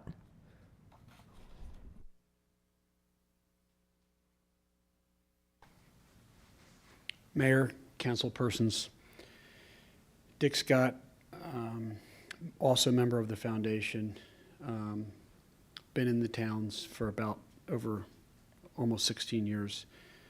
And the three words I want to make sure are stay with you guys is art, honor, and healing. It's a pretty simple message, but they're very different stakeholders. And this team has managed to bring those stakeholders all together. Our ask is not insignificant, but it is small compared to what we've given back to the community, particularly these members here that have worked harder than me because I've only joined recently. Thank you for the collaboration these past 13 years. This is, I believe, our 6th meeting with the council, the total council, probably another 30 meetings with various arts commissions and committees. As you know, we are 100% volunteer. Our deliverables to the community have been art, community love, and community healing. The foundation honors both veterans, first responders, and community patriots. Our ask goes to COVID relief. And we did suffer a significant chilling during COVID, like many of the other stakeholders that are asking for your support. The art is meaningful. We heard recently from Stephen just how much impact is happening, and it appears to be growing. the yellow ribbon causes, we want to get on to the next chapter. We would really appreciate your support. And if I were king, I would want to make sure that any relief I gave to stakeholders would be well executed, and we would be doing what we told you we would do. So our contributions to the community are deep and wide. I think we have 10 or 12 events every single year that we all work very, very diligently on to deliver to the community. But, you know, just a sampling of how we execute. We had our first meeting in November of 2012, and we were approved 6 years later. 6 days after we were approved by the council, we had a groundbreaking ceremony, which included notable people, including a secretary, an undersecretary of the Army, I believe, or of the Defense. And then 6 days after we got the final approval, we built the memorial in 6 months, and then 6 days after we finished it, we had a memorial with 1,500 people, which was very well received, which is great press, and I think many of those people spent some money in the town. Do you have any questions, Your Honor? No. Any other? Okay, thank you. Thank you. You so much. All right, that's the last card I have in the room, but I'm going to now go to Zoom. Ray Meyer. I'm sorry, Ron Meyer. I apologize. Yes. I've been trying to comb through the operating budget for the town, and I'm trying to find a line item associated with the DEI efforts, the training, the consultant, et cetera, all the expenses associated with DEI. And I'm having a hard time trying to find it or put it together because it's not intuitively obvious as a separate line item, or at least I haven't been able to find it as a separate line item. Where in the budget is the funding and expenses for the DEI initiatives and training?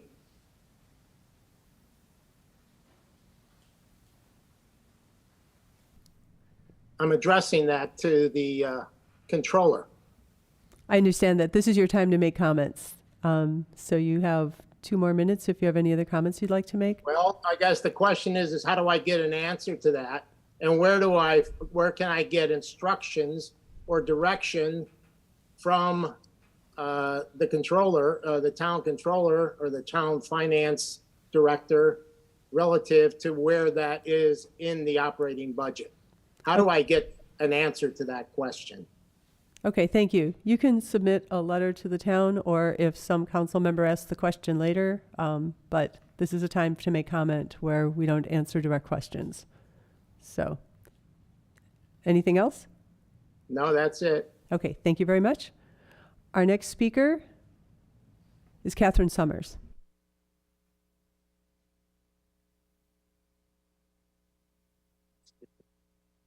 Good evening, Council. As you know, this is Catherine Summers with I'm the Executive Director of the Los Gatos Chamber of Commerce. And as you all know, my time is running out, but I do have a few last thoughts to share.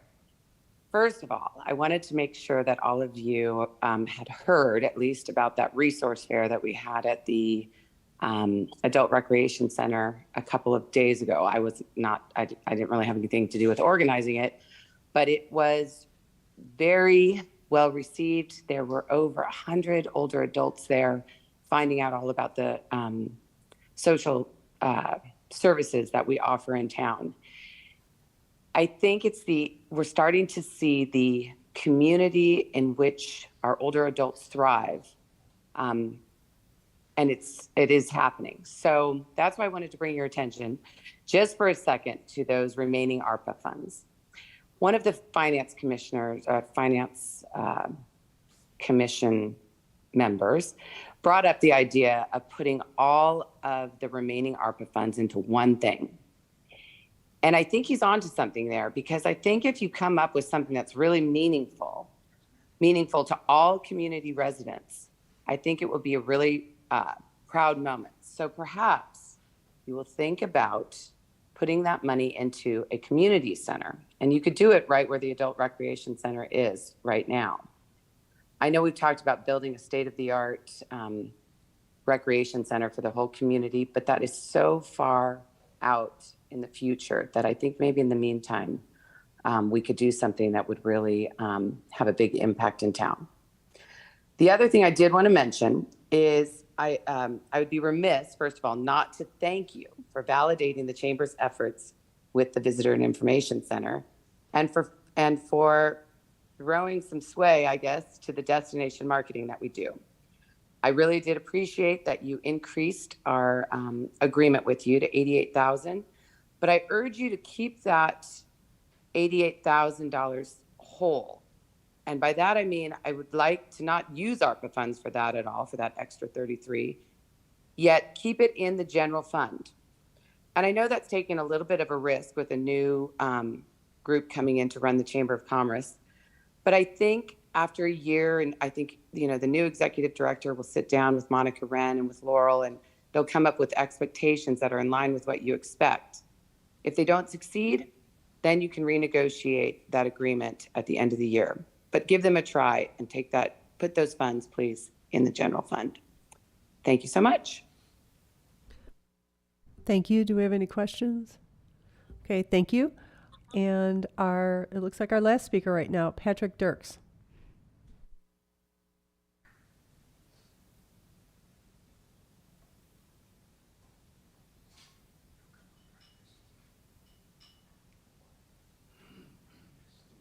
Patrick, you should be able to unmute yourself and speak.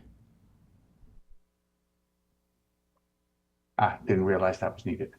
Good evening, Madam Mayor, Madam Vice Mayor, honorable council members. Thank you for giving me a chance to speak. As Peter mentioned, I lead a group called Aries Races, which are ham radio operators who volunteer in disasters and emergencies, and we're organized under the ARRL and under FEMA. We work very closely with the PD and in support of CERT. As you know, the PD very strongly supports CERT. And I think Peter did a very good job outlining the additional $35,000 that is being asked for. In that, I just wanted to highlight $4,000 for additional support for ICP expansion beyond what the police department has already offered to do, as well as $6,000 to resupply the existing ICPs that we currently have around town, which store critical emergency supplies. But I really wanted to speak to two items in there.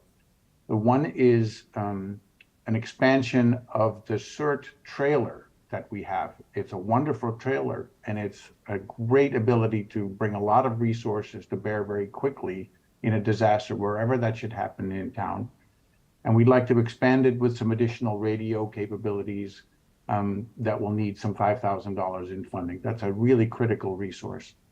And besides that, I wanted to highlight the $10,000 being asked for to experiment with new digital means of communicating between these ICPs and the EOC to help us make more efficient use of the bandwidth and do a better job of getting critical information from the field into the EOC. So I think the $35,000 that are being asked for are all extremely worthwhile expenditures that should serve the town very well in increasing our emergency preparedness. Thank you very much. Thank you. I don't see any questions for you. All right. I don't have anyone else in the room who looks like they're running forward to bring up a card. And I don't see any hands raised on Zoom, but I'll give people a second because sometimes they have trouble finding their hand and I don't want to cut anyone off their virtual hand. Okay. So I'm closing public comment, and before I open it to questions, I know this is going to take a while and it's almost 9 o'clock. So would it be okay if we took a 10-minute break and reconvene at 9 o'clock? Otherwise, I think it'll be another hour or two. Okay, thank you.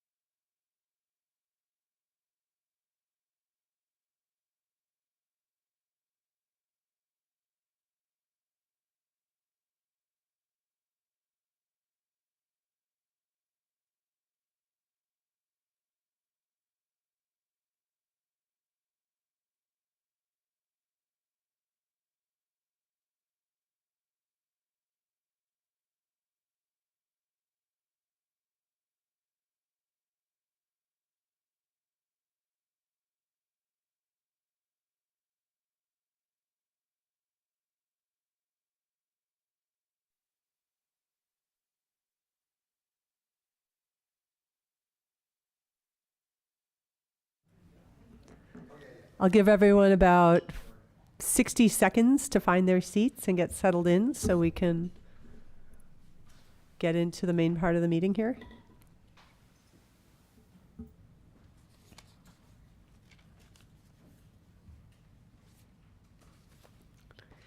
All right. So I will call the meeting back to order. Thank you. And now we'll go back to where we left off. We've closed public comment, and now we're opening it up to comments, questions from the council members. Council Member Rennie. Thank you, Mayor. I wanted to make some comments on the police budget. I don't think it really fits necessarily in what your proposed list of considerations, so I kind of wanted to get it off my chest early and then move into the details. And the reason I bring it up is there's not really any special asks from the police department, but I've been thinking about this quite a bit, and there was a couple speakers that were worried maybe we'd cut some more from the police budget, and I think that we've probably gone too far in cutting the police budget. I'm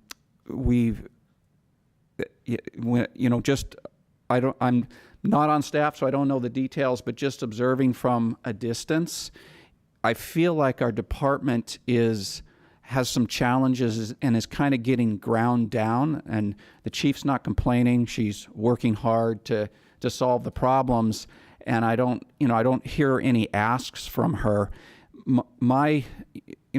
Some of the things that are indicators to me recently, we had 4 or 5 officers on disability, injury leave. We're down, several vacancies, around 4 or so, plus or minus. And we've got to the point where the department's, having, the sergeants or the captains having to take the patrols. People are working harder, having to take overtime shifts. And I think that just wears people down. We've been trying to recruit, and we've lost a couple that were, I guess, maybe not too far beyond having been trained up. So all of that points to me, we need some more attention in our department, and I want to give the chief more support. I know she hasn't come and asked for any yet. She's working hard to try to solve the problems, but I feel like probably this is not the budget year, because I don't know what the difference would be, but I want us to start thinking for the next budget year. So, for example, we got ourselves in the situation right now where we can't do traffic patrols because we don't have enough officers. So I would like us to think, and I'll actually preface it a little more with some more context. The police department's been 40% of our budget, and we've really tried to keep the costs down, and I really appreciate the help from the POA union. Also, over the years, we did things like, with the other unions also, we eliminated the health benefits for life for anybody hired after a certain date, so that reduced costs. We used to keep our pay levels at about the third in the county of all the police associations, police organizations in the county. We removed that from our contract, and now I think we're at the bottom or close to the bottom on pay. And all of these are things that I'm looking at us struggling somewhat to recruit. We're getting some new recruits in, but we still got a lot of vacancies. We got a lot more recruiting to do. We're having some that aren't staying. It's an expensive area to live. So all of this adds up to, we've done a great job of controlling our budget, but maybe too much to the point that our department needs a little more help, shall I say. And one of the things I would suggest, not for this budget year, because clearly we got so many officers to hire, doesn't make sense, but we should consider we have 39 sworn positions, going to a 40th sworn position for next year, so that we don't grind our officers down when we get into a position like this where there's some vacancies and there's a number of people out on injured leave, for example. I'd also ask the chief to think through the year what else we can do as a council to help recruiting and retention. And again, I think unless you can give me some ask right now, really what I'm asking for is to think about it over the next year so we can work on it for next year. It looks like Councilmember Hudes wants to add on to my comments. Okay, thank you, Councilmember Hudes. I do, and I appreciated the conversation that I had with Sergeant Borromeo about our police force. You know, it seems to me that in this area, one of the things is just the commute that our police officers are dealing with, and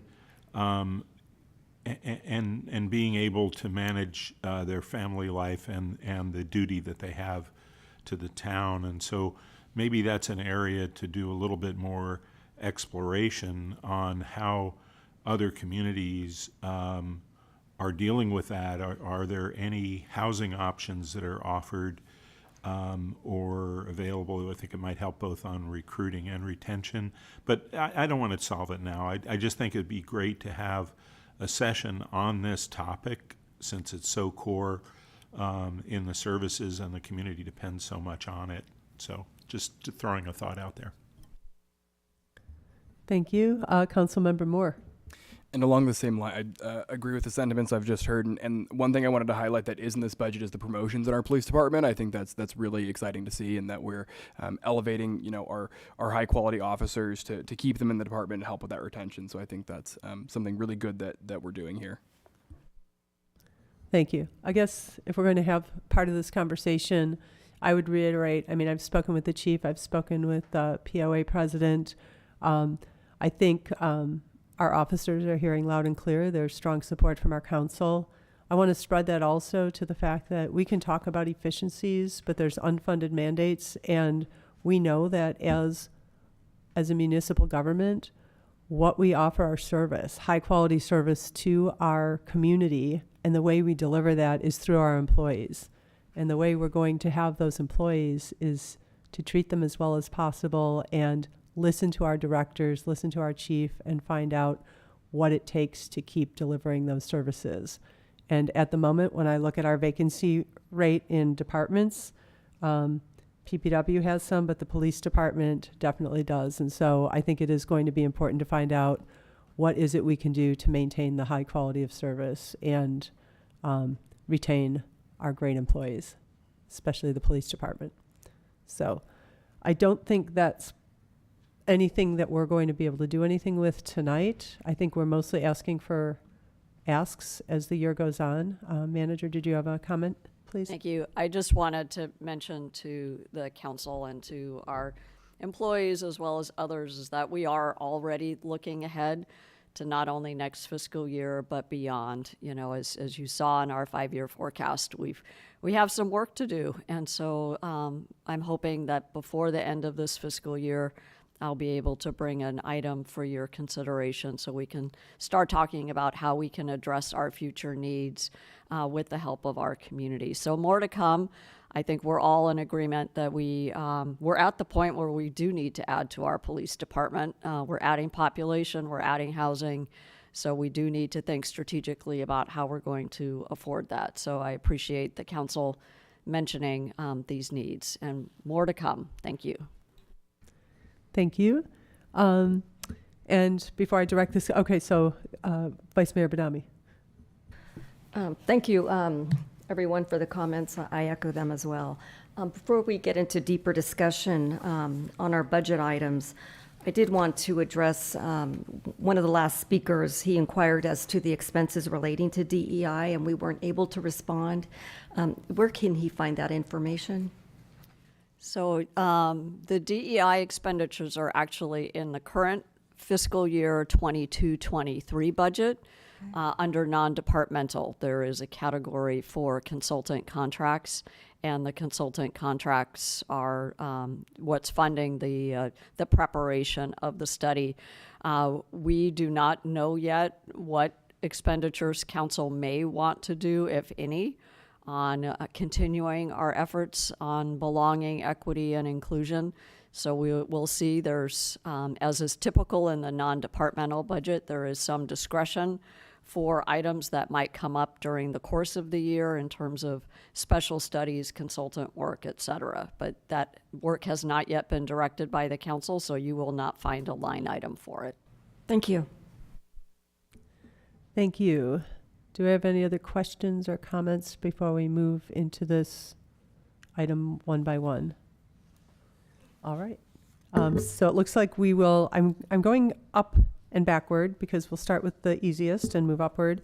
So first we'll consider the fiscal year 23-24 list of potential donations consistent with the town's donation policy. So has everybody had a chance to review that? Want to discuss it? Councilmember Moore? Thank you, Mayor. Yeah, so I think this is great. These are all super important causes.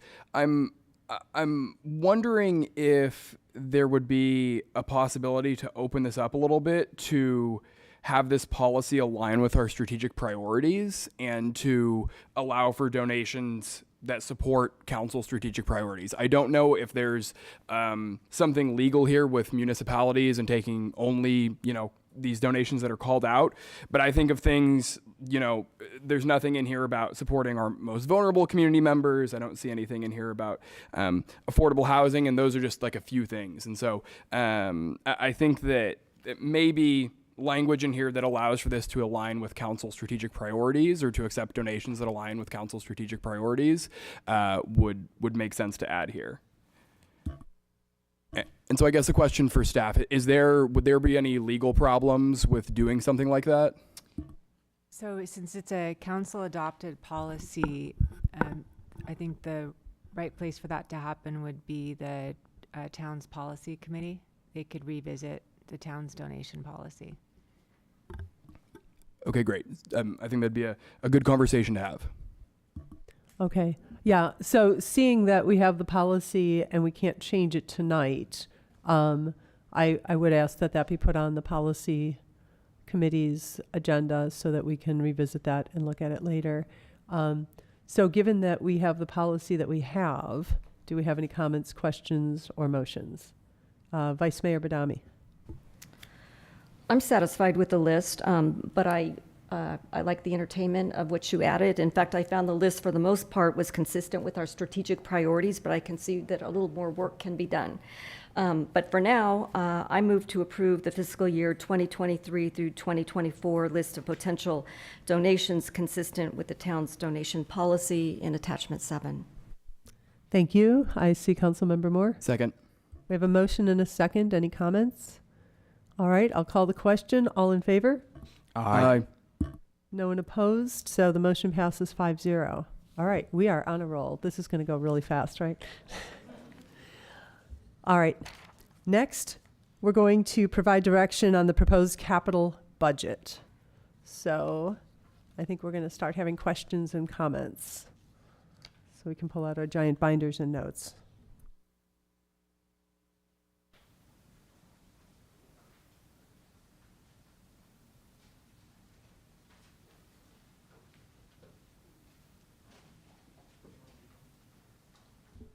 CIP.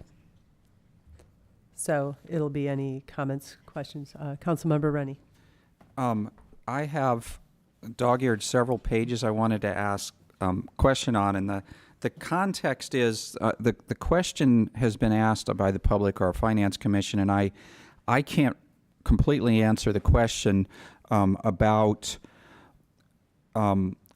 how much money is sitting in there kind of not committed that could, I think the question really is, could be taken out of a certain program and used for something else. How much is tied up that doesn't really need to be tied up?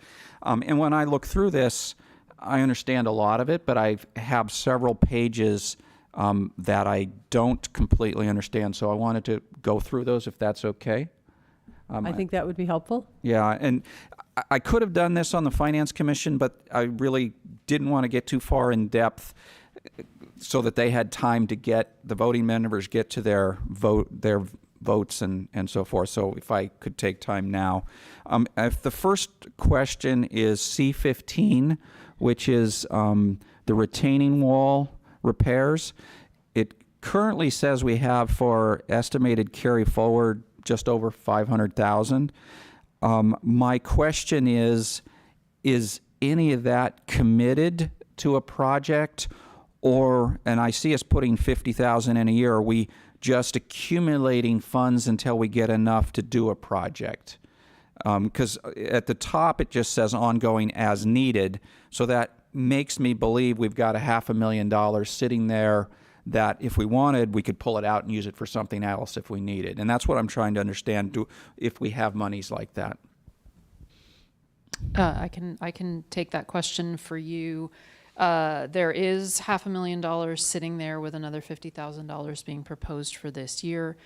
We have not, in the past couple of years, executed retaining wall projects, but there are a number on the list that need to be dealt with, and the need exceeds the available $500,000. But any one project could be less than that, and we could start it now if we had the bandwidth, basically. That is correct. And these none of these funds are restricted. We could move them to something else if we wanted. Yes, so those are correct, because this is all general fund appropriated reserve, so those are by council discretion can reprogram that money. Thank you. I have others, but it looks like Councilmember Hudes may have a question on this one, so I'll... Okay. Is it on the same item, Councilmember Hudes? No, I can wait. Okay. Okay. If you don't mind, I'll keep going then. So that, to me, that means we have $500,000 that potentially could be used for something else if needed. Or maybe we want to leave it there. But just it's knowing what is, and then we can make decisions to change or not. The second one is... Actually, can I ask a follow-on question to that? So if we're talking about retaining walls, I'm curious, I mean, seeing the storm, seeing what's happening, are we holding on to this because we have retaining walls that are about to fail and we need to move on that? Or we just know that there's retaining walls that are going to need attention and we can't do it right now? And if we move the funding, could we be in a catastrophic position? There is a list of retaining walls that need attention, for sure, that need a structural evaluation and need design. Can you tell me what's keeping us from doing that right now? Staffing. Okay. All right. Thank you. All right. Sorry to interrupt. Councilmember Rennie. No, makes sense to ask questions as we go along. So the next one is on C21, which is our roadside fuel reduction annual. What confused me was in the 22-23 estimated, it has nothing there. So does that mean we didn't do anything on this project in 22-23, this current one? Because I thought every year we were doing roadside vegetation management. So when I saw that, I was confused.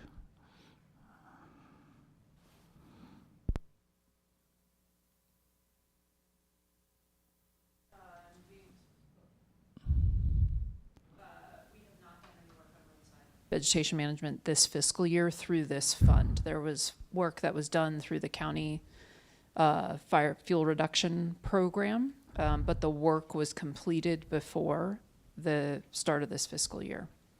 And so we have a certain number of miles of roadway that are listed we're trying to work on. So we did get some of those miles done this year, just not from this fund. In 2022, yes, we did miles of roadway. And it would have come from this fund. It just happened before the start of this fiscal year. Okay. Moving on. Page C27, the VMT mitigation program. It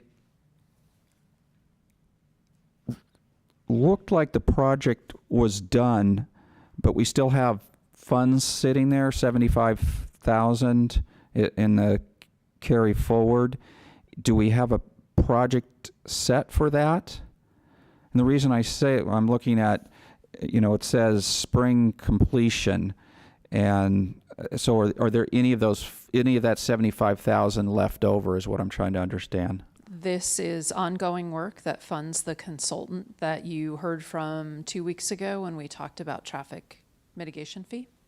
So we would expect to spend some of it this year then? All of that is allocated in a consultant contract. Okay. Yes. That's exactly what I wanted to know. Thank you. Continuing to my next dog-eared page. C43. Utility undergrounding improvements. I guess the question I had is, are these all restricted funds? There's almost 300,000 sitting in the carry forward. So those are all restricted funds, just can be used for undergrounding. And I think I've asked this question, but just make sure I remember correctly. There's no longer any restricted funds coming into this project, correct? And we're stuck with trying to find something to do with 300,000? So we have more money in this fund than the 300,000. So there is a portion to one, under utility fee is collected through building permits, through the application process that comes directly to the town, and it comes like little bits on every permit. But also the other allocation was what we received through the county, through PG&E, the 20A credit. That's the one that will get discontinued. But whatever part of the building permit, what we collect on utility undergrounding, it will still come to the town. Okay. So anyway, basically it's restricted, so we can't move it somewhere else. It's got to sit here waiting for a project, basically. Moving on. Try to keep this somewhat speedy. C55, the Kennedy sidewalk and bike lanes. What I read here is TBDs on the bid process and on the construction, and we've got a carry forward budget of almost 900,000. Are we funded only through what the preliminary design, which says fall of 23? Is this funding only for that, or is there some money in here that will go towards the next steps? We are just starting this project. We are in consultant selection now, and in the next couple of months, the design process, the funding we have is more than we need for design, but not enough for construction. So we're looking for additional construction funds for this project. And so getting to my thought, how much of this is, I guess maybe I'll assume you've bid design, or you know what you're going to need to allocate to bid design. How much of this 891 is needed to complete or be encumbered to complete the preliminary design? I don't think we have a number on that yet.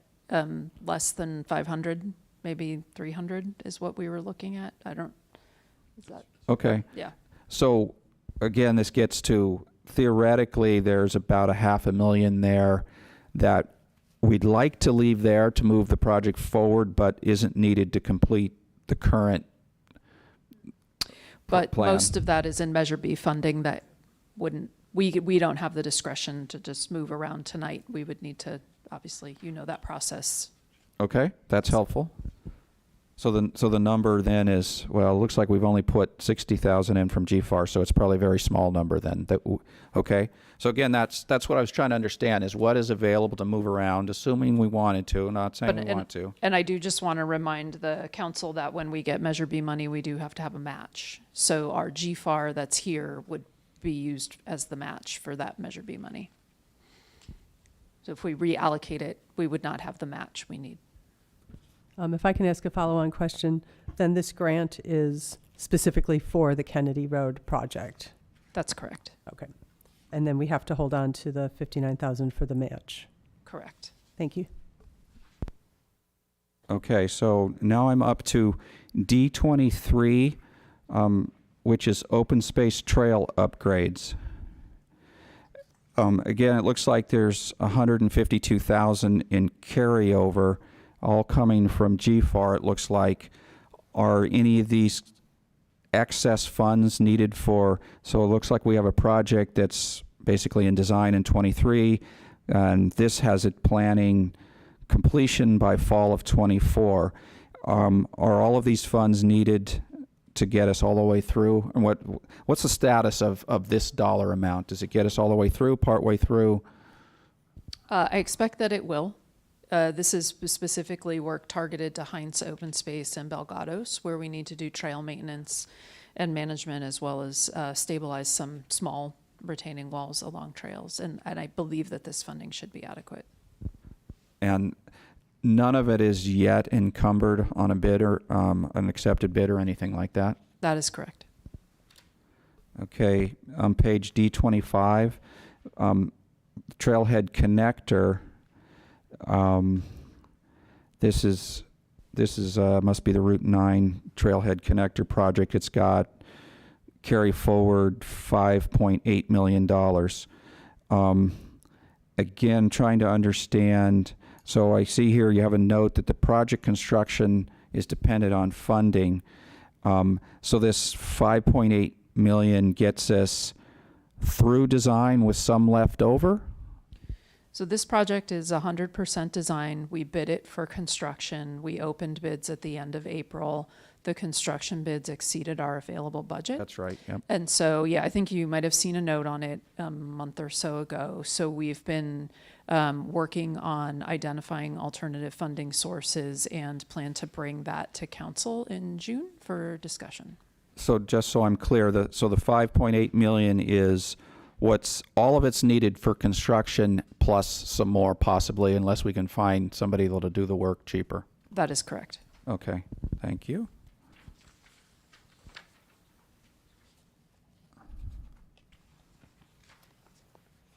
Making sure there's none in there. On E11, which is the downtown restroom feasibility study, this was part of our money we allocated towards helping the homeless, correct or no? Please clarify. No, the money allocated for the homeless was for the temporary portable restrooms and hand wash station. This is a separate project that council directed last year. And this is for, A permanent restroom downtown. in my mind, it's all sort of the same thing. We wanted something temporary until we could get this built. So my question then is, again, it says here contingent on funding. So the 25K gets us through the study phase only? That's correct. And how much more do we think we're going to need to get through construction? I'd like to get back to you on that after the study. Only because it's going to be highly dependent on the location that's selected, the type of restroom facility that we select. And so the consultant's working on that now. And the reason I ask, I think this was a pretty high priority for a number of the council members. And so I like to keep in the back of my mind, how much money do I going to need later, basically. And can we guess, is this 100,000 more, 200,000 more, 50,000 more? What ballpark should I put in the back of my mind? I won't hold you to it, but I'm gonna, well, and again, it depends on so many factors, but I would say 250 to 500,000, if you want to range. See, that's important for the council to know when we're using our funds up, that if we really want to get this done, we need to save some. Is that something we'd also be able to get grants for? I don't know of any grant programs for that. I couldn't think of any, but you know better than I. I don't know of any right off the top of my head. So that means from our GFAR somehow. Okay, thank you. May I ask follow-on questions to this? Please. And any other council members, raise your hand. So my follow-on to that would be, one, where do we have funding, or will it come from another source to put in temporary, porta potties until we have a permanent public restroom, is one question. And the other is, I know it's a study. Are we envisioning a single stall? Are we envisioning something like Oak Meadow, or like at our parks where there's multiple stalls? It seems like most restrooms are going to anyone can use it, and it's just one door and one stall. So I'm curious what we're looking at. That's what we talked with the architect about. Yeah, I mean, it could be a bank of, you may be looking at the face of the building and you'll see 3 or 4 doors that are all individual stalls rather than you walk into a door that has multiple stalls like we have at Oak Meadow. Yeah. Okay, and then it looked like the manager could address my question about what our bridge is to getting there for porta potties. Yes, if you recall, council already allocated some of the ARPA funding for the temporary portables, so we're all set there. Okay, so that went along with our discussion of the unhoused, and we've allocated that? Yes. Okay, thank you. Councilmember Hudes had his hand up, and then, did you have another question on this one? Not on this one. Okay, I'm sorry. No problem. We can also break it up if we start to get too long. Councilmember Moore. I was also just going to flag that we potentially are going to be awarded $50,000 from the county that could potentially be used for something like this, just so we're thinking about other funding for these sorts of things. Okay. So I have one more, Mayor. All right, you can have one more, and then you have to share, and then we'll go to someone else. All right. So page E35, this is actually, looks like maybe there's an error. This is the battery power supply for the library. In the total use of funds, it only has 3,865. Well, it looks like more than that was spent. Is there an error It's in definitely an error. It's so we missed the grant from that. So the revenue should be equal the expenditure on those. So staff will fix that one. and when you get to total project, you have source of funds at 543, and then at the bottom, total use of funds should also be 543, right? It's like a balance sheet. And on this one, though, what's left is 26,000 that's been carried forward. That number's correct? Yes, that's correct. Okay, that's it. I think I understand all the other pages. Okay, that was helpful for all of us. Councilmember Hudes. Thank you. I understand that we're going to go deep on the capital in August. Is that correct? Actually, this is your opportunity to talk about capital. We had a deep conversation about it about a month and a half ago, and so Right. that's the basis for the proposed capital program. Okay, so we're not going to review the CIP in August this year? This is our CIP. Got it. For, Okay. But there Yeah. are, I know the council's probably interested in having more conversations about how to use the remainder of the ARPA. So ARPA, I would recommend for future council consideration in August. Okay, great. So I'm focusing on ARPA capital that has been allocated, and I had some questions on some specific projects. I have just 4, well, 3 actually. One of them is Shannon Road repair. I understand there's an additional $295,000 that has been requested. And my question is, does that include recovery from the county and the contractor? It does, yes. I think we took in what we know for what we have as engineer's estimate for the project cost, subtracted out what was going to be available from the county, and then recognized that we were still projected to be short. And so the recommendation was to backfill that with ARPA.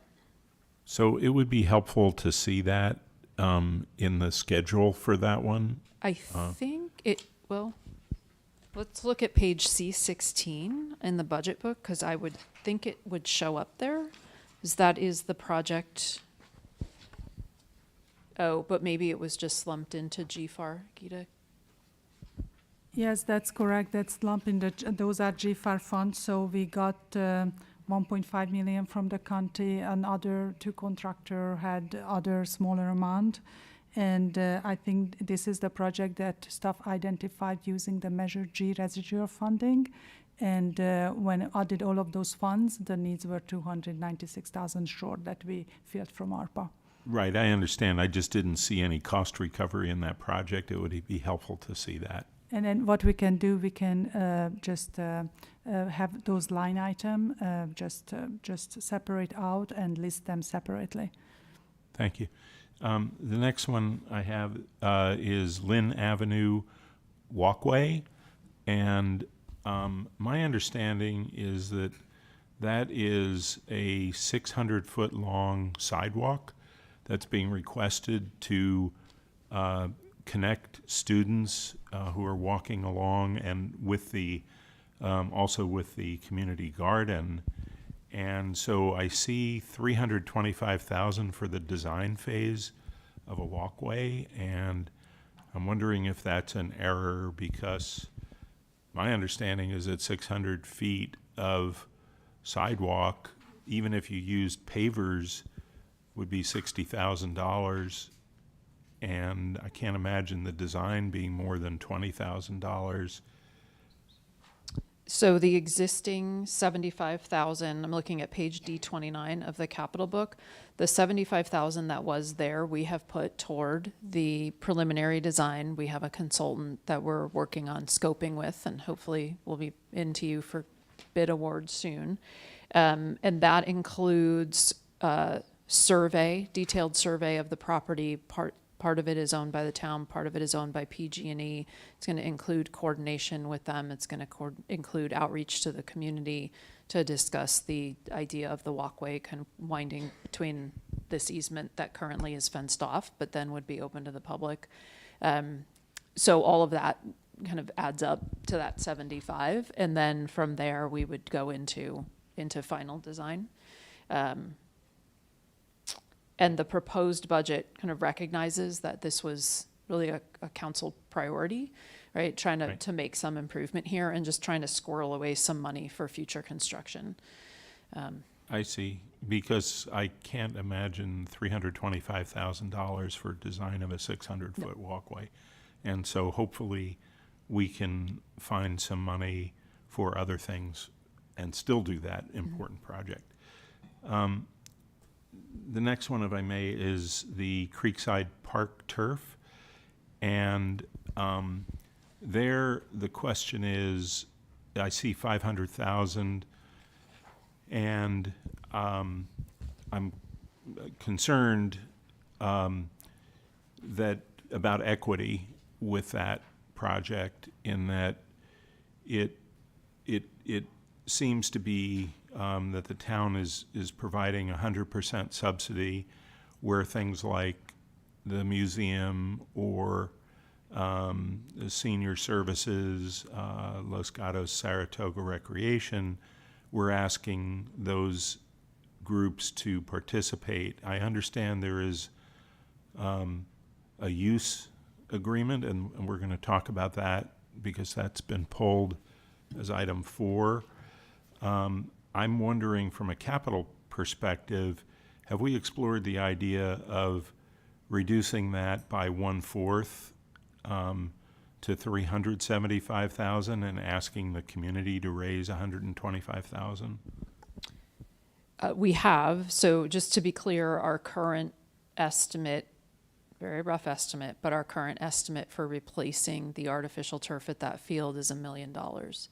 So we funded 50% of it this year to give us the time to do more outreach into the community. I think the initial feedback we've gotten from the user groups is that there's interest. We haven't gotten to a commitment of a specific dollar value.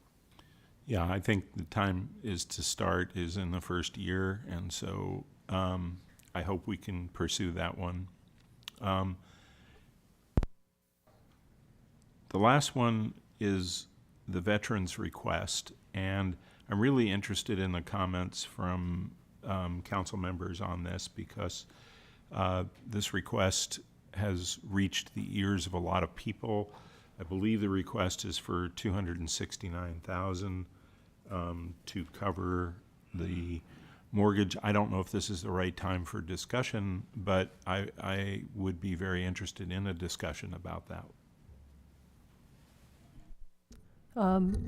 It's not capital, but I mean, we can have the discussion whenever we want. So should we finish capital? Okay, Councilmember Moore. Thank you, Mayor. So this kind of goes into a piece of capital and something that I've been thinking about and talked about, and we had a different public comment on tonight. So I think we all really, really recognize, or I'll speak for myself, I think I really recognize the value of the Veterans Memorial and Support Foundation. I think they're an incredible community partner. I think they are an amazing nonprofit, and the fact that they've raised $1.8 million is pretty incredible. However, I agree with some of what the Finance Commission has said, and also from our public commenter, that what I think we should be doing with our remaining ARPA is to do something significant and impactful, and do one thing that really makes a difference. And so I really like the idea of that the executive director of the chamber, Catherine Summers, brought up about investing in a community center and creating what would be a really robust community center where the current adult recreation center is. And so I don't want to talk about the money or any of that tonight. I think that that's a good conversation for August when we talk about ARPA.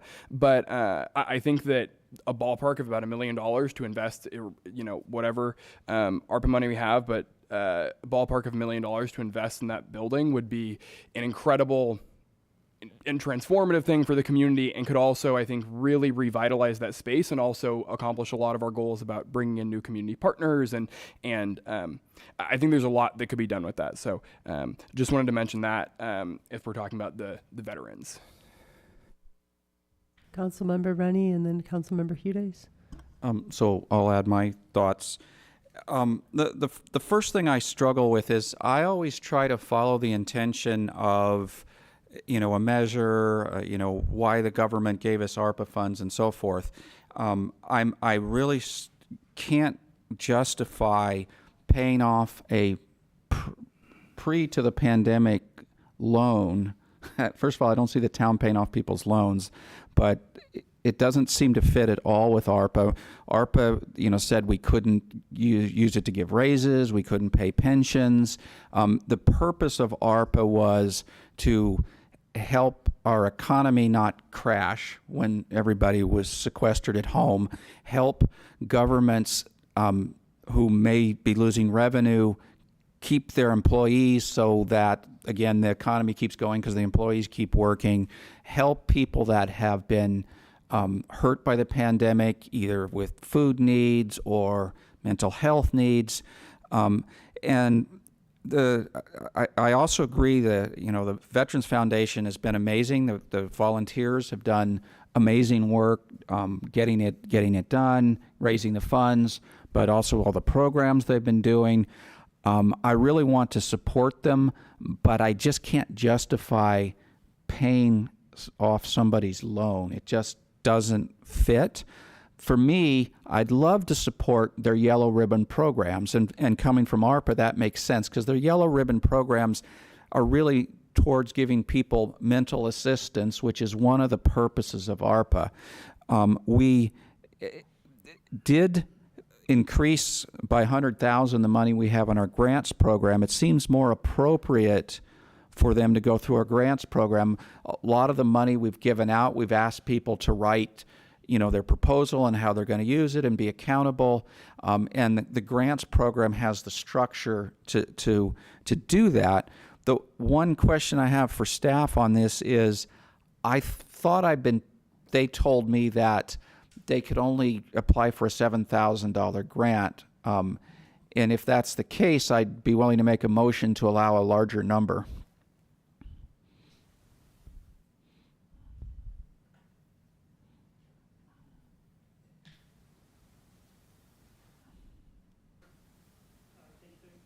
Thank you for the question there. So in last year it was a 7,500, I believe, was the limit, and that was just based on the way that we distributed out the money that we have.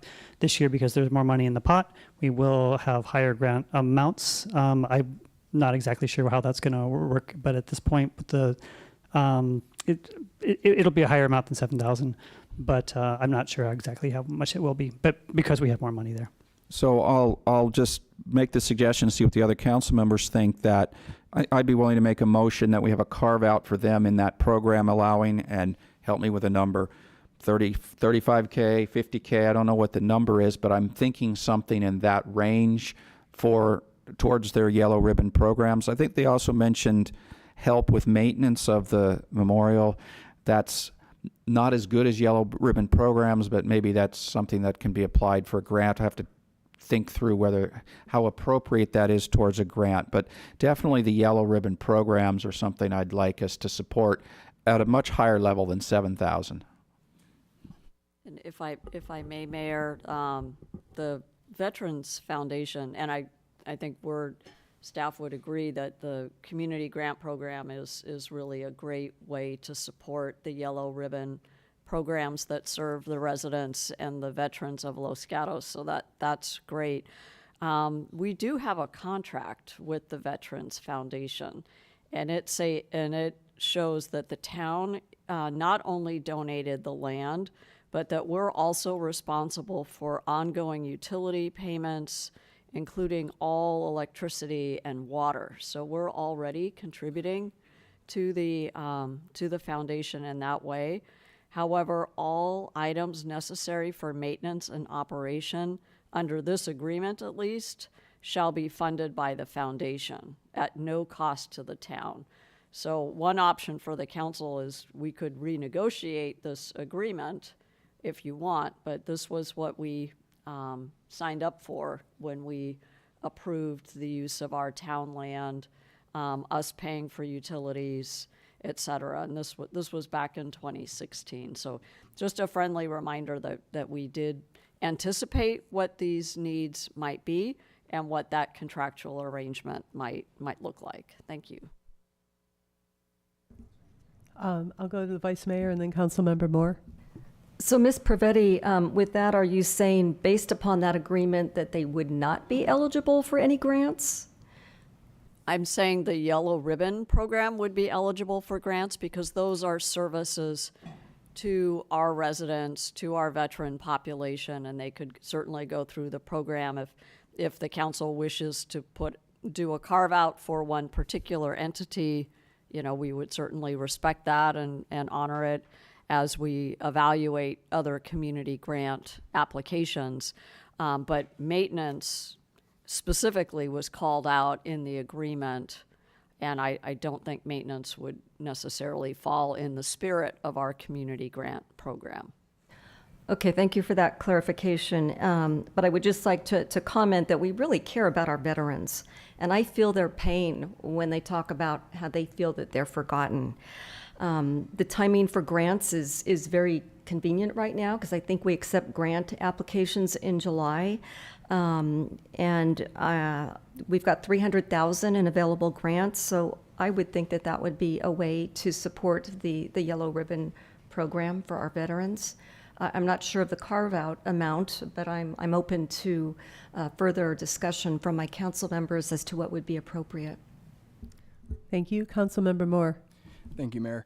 So I'm not, the carve out doesn't sit super well with me just because I think that we have lots and lots of really good organizations that apply through this process every year. And I think we need to be careful about, carving out and just giving money to whoever, and I don't mean this in a negative way, but whoever shows up in the room.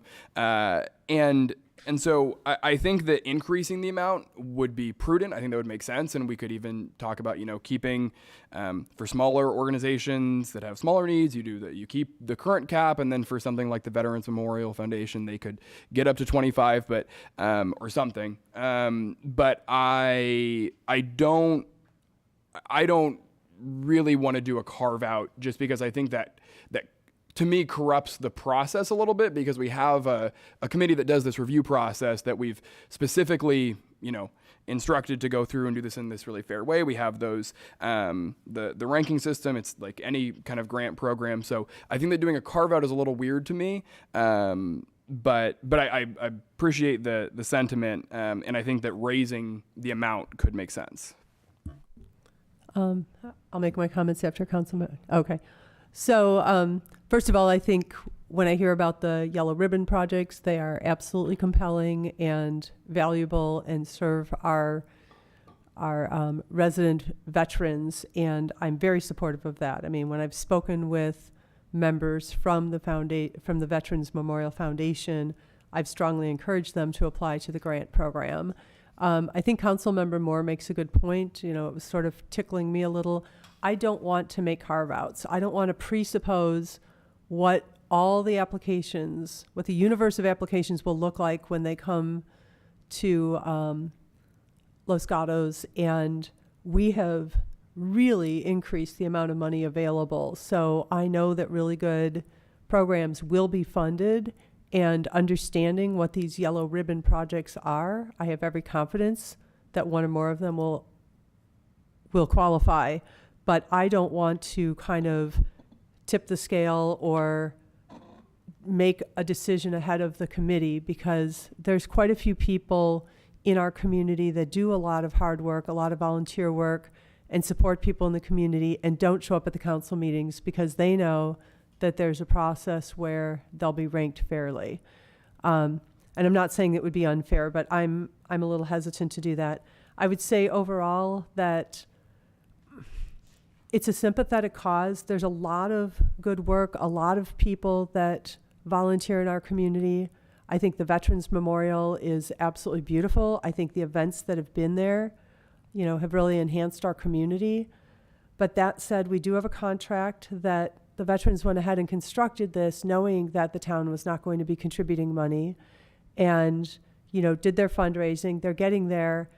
I can't, in good conscience, as a public servant, take public money that we should be using to promote our core services, to keep the employees that we have right now employed and recruited, and to do our capital projects, and take some of that to pay off a construction loan, as sympathetic as that sounds. I just don't feel like that's what I was elected to do, and that's what I can do with public funds.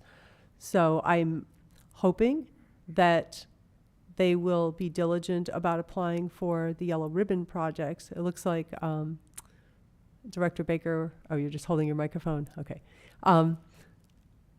And I think in that way, we can very well support the programs that will support the veterans in our community. Councilmember Hughes. Thank you. I agree with a lot of what's been said. I think that the most effective and appropriate way to support our veterans who are so important in our community is through services and through the Yellow Ribbon program that they administer themselves. I think that it should go through the community grant program. We increased it by $150,000, so it's now $300,000.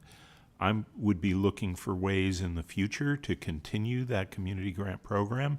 I think it's something that is unique a bit to Los Gatos and really gives our community an opportunity to participate. So I would encourage the veterans group to go to the community grant program, and if they don't make it, I'd be interested in having them come back to the council and have another discussion about, you know, what services our veterans need. But that's kind of where I am on the veterans item. If I may, I had one other item I wanted to comment on, and that's the emergency preparedness. Okay, can I just make sure that we're finished with the veterans? So it sounds like we have concurrence. I mean, we don't need a motion. We're not doing anything, but okay, thank you.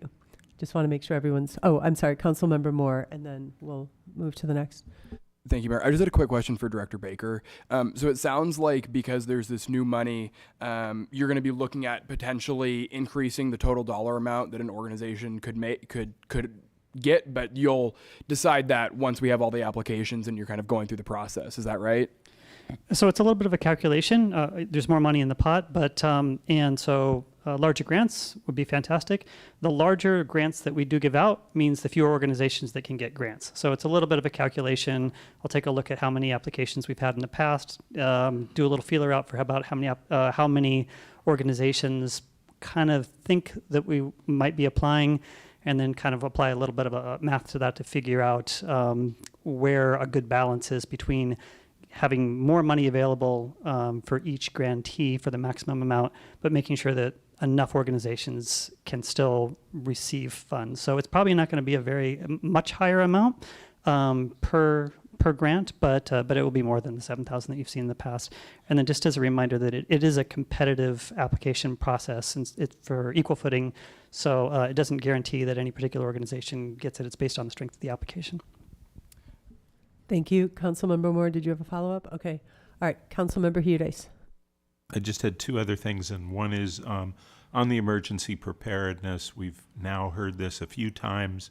I think that our communications group, the ham radio folks, and who are all CERT members, have figured out a way to get some additional funds so that we can achieve their objectives with only a $34,000 increase over what's in the budget book.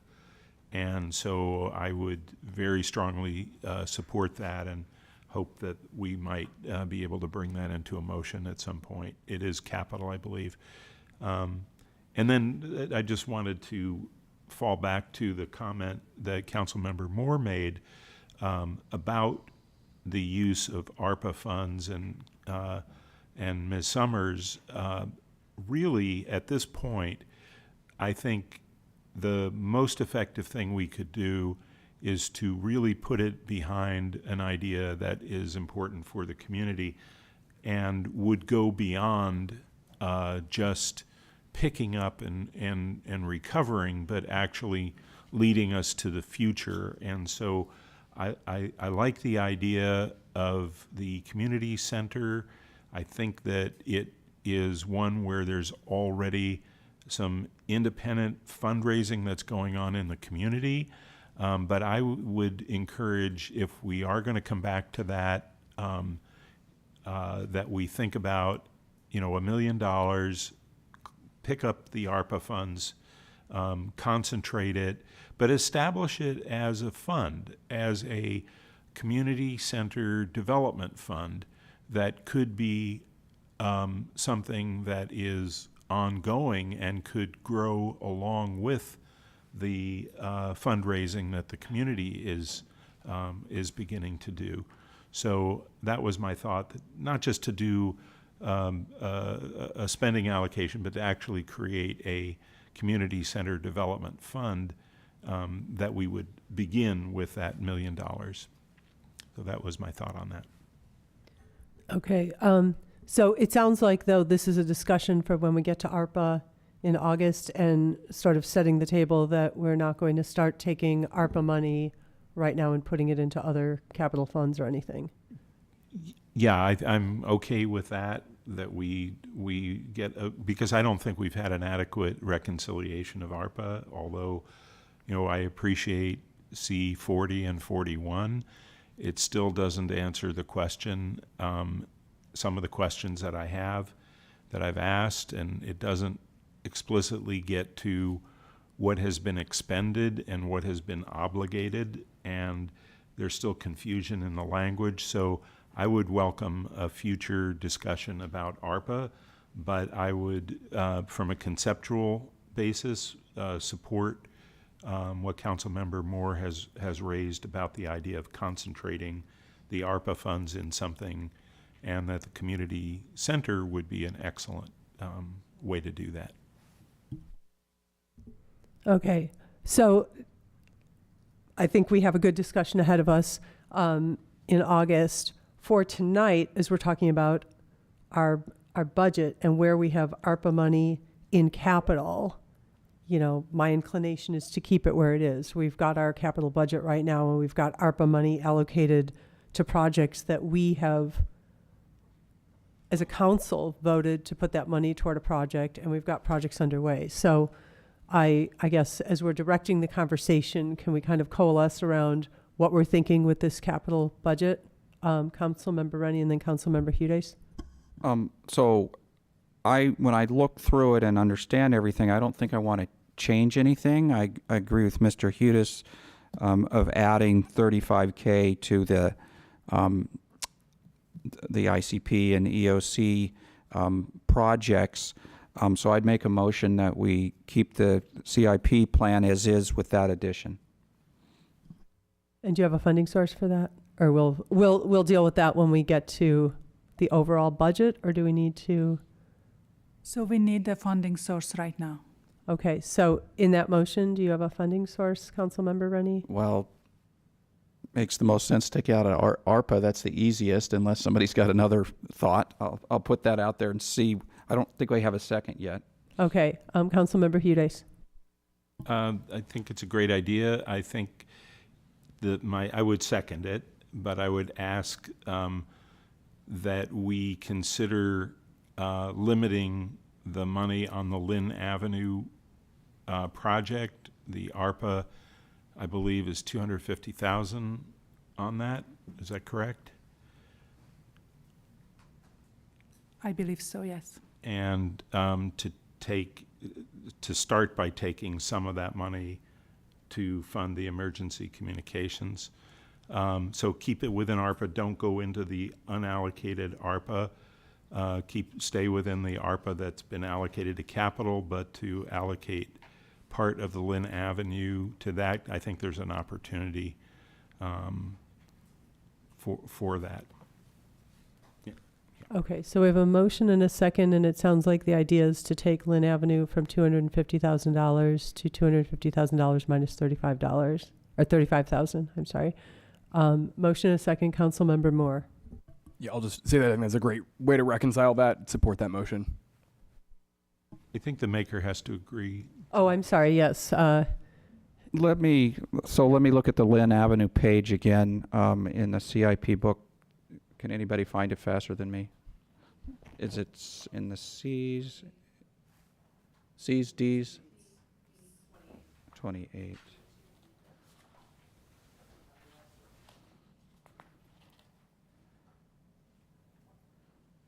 So did you say C or E? D. D. It's the last page in D, right before Public Facilities Program.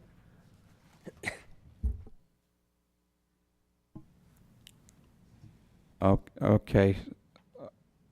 So that one if I remember, so we've been collecting money, but we don't know how much we really need yet, and whether we have enough, and whether we need more. So, by taking money out of it, I don't want anybody to think it's not a priority project, because this is one that, as I've said before, I think is important for a fairness across the town. We spent a lot of effort making safety improvements more in the core of the town, and this is the easter, not all the way east, but much more east than our usual. So I've always felt it's important to give them some of their fair share. So I'll agree to the change, but I still want to emphasize this is an important project. Thank you. So you're accepting the amendment, Councilmember Hudes? I would just add a comment that I'm very supportive of the project as well. I just can't believe that the design of a 600-foot sidewalk would be $250,000 when it probably would cost $60,000 to pave it. Okay, if I can I ask think there will be money for it. a clarifying question. If the design were less, did the rest of the money go toward the construction? Because I know we made this a high priority. Intentionally overfunded, just so that we'd start building money for construction. Okay. But it sounds like we have a motion and a second that's comfortable with taking $35,000 specifically from this project. Do we have any other comments? Okay. Then I'll call the question. All in favor? Aye. Anyone opposed? Okay, the motion passes 5-0. So that completes our capital budget. Oh, I'm sorry. Vice Mayor. Yeah, I'd just like to make some general comments about it. So I think I need to understand a 43% increase from fiscal year 2022 of a funding request of $37 million. It just seems like a massive increase within a short amount of time without a plan. I'm looking on page B5 and 6, and we've got 64 projects in flight. Okay, hold on. Let us catch up on the page. Which book? The capital book? Yeah, I'm on the capital improvement program. Okay. And page B5 and B6. B5.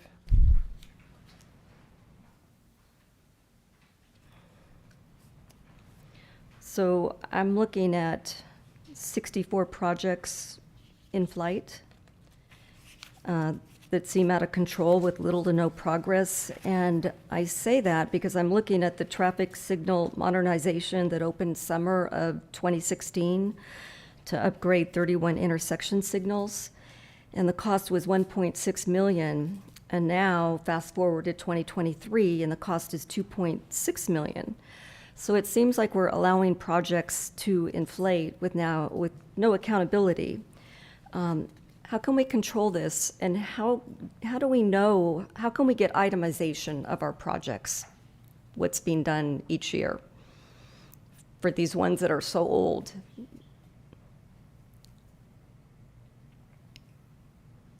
It seems like go ahead. That project in particular has gotten our attention as well. And so I don't have all the details on that yet. I do think it has continued to take on a life of its own as we've worked through the system expansion and modernization.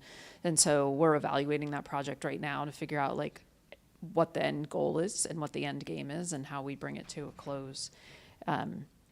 And I think that's true of all of our projects. I mean, as we went into this budget year, we took a hard look at every project that was on the books. We really tried to add a very limited number, only where it was truly, really needed, so we could continue to focus on working off this backlog of projects, because there clearly is a lot.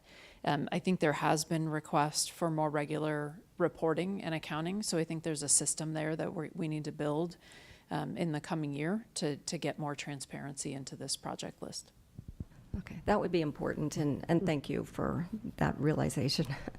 Thank you. I was going to say, I thought we discussed this when we went through the Capitol and made that request. I wanted to say that this list of projects, which we saw around the first time, but looking through it again, are just amazing. I mean, in terms of the diagram and the breakout and all the work that was done for the story for each project. I think it was really helpful for us to be able to go through it, track it, and I know that as of our last meeting when we discussed capital, you are moving forward with the goal to add minimal number of projects, bring them to completion, which is a high priority, and to keep us updated. So I appreciate that continuing work.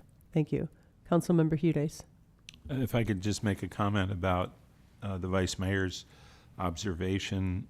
I think this is, I think there's been some progress on our capital planning, and the capital book is now something that is readable and useful, but I think what's missing is the financial side of it, and that the questions that the Vice Mayor raised really relate back to the Finance Commission recommendation number 4.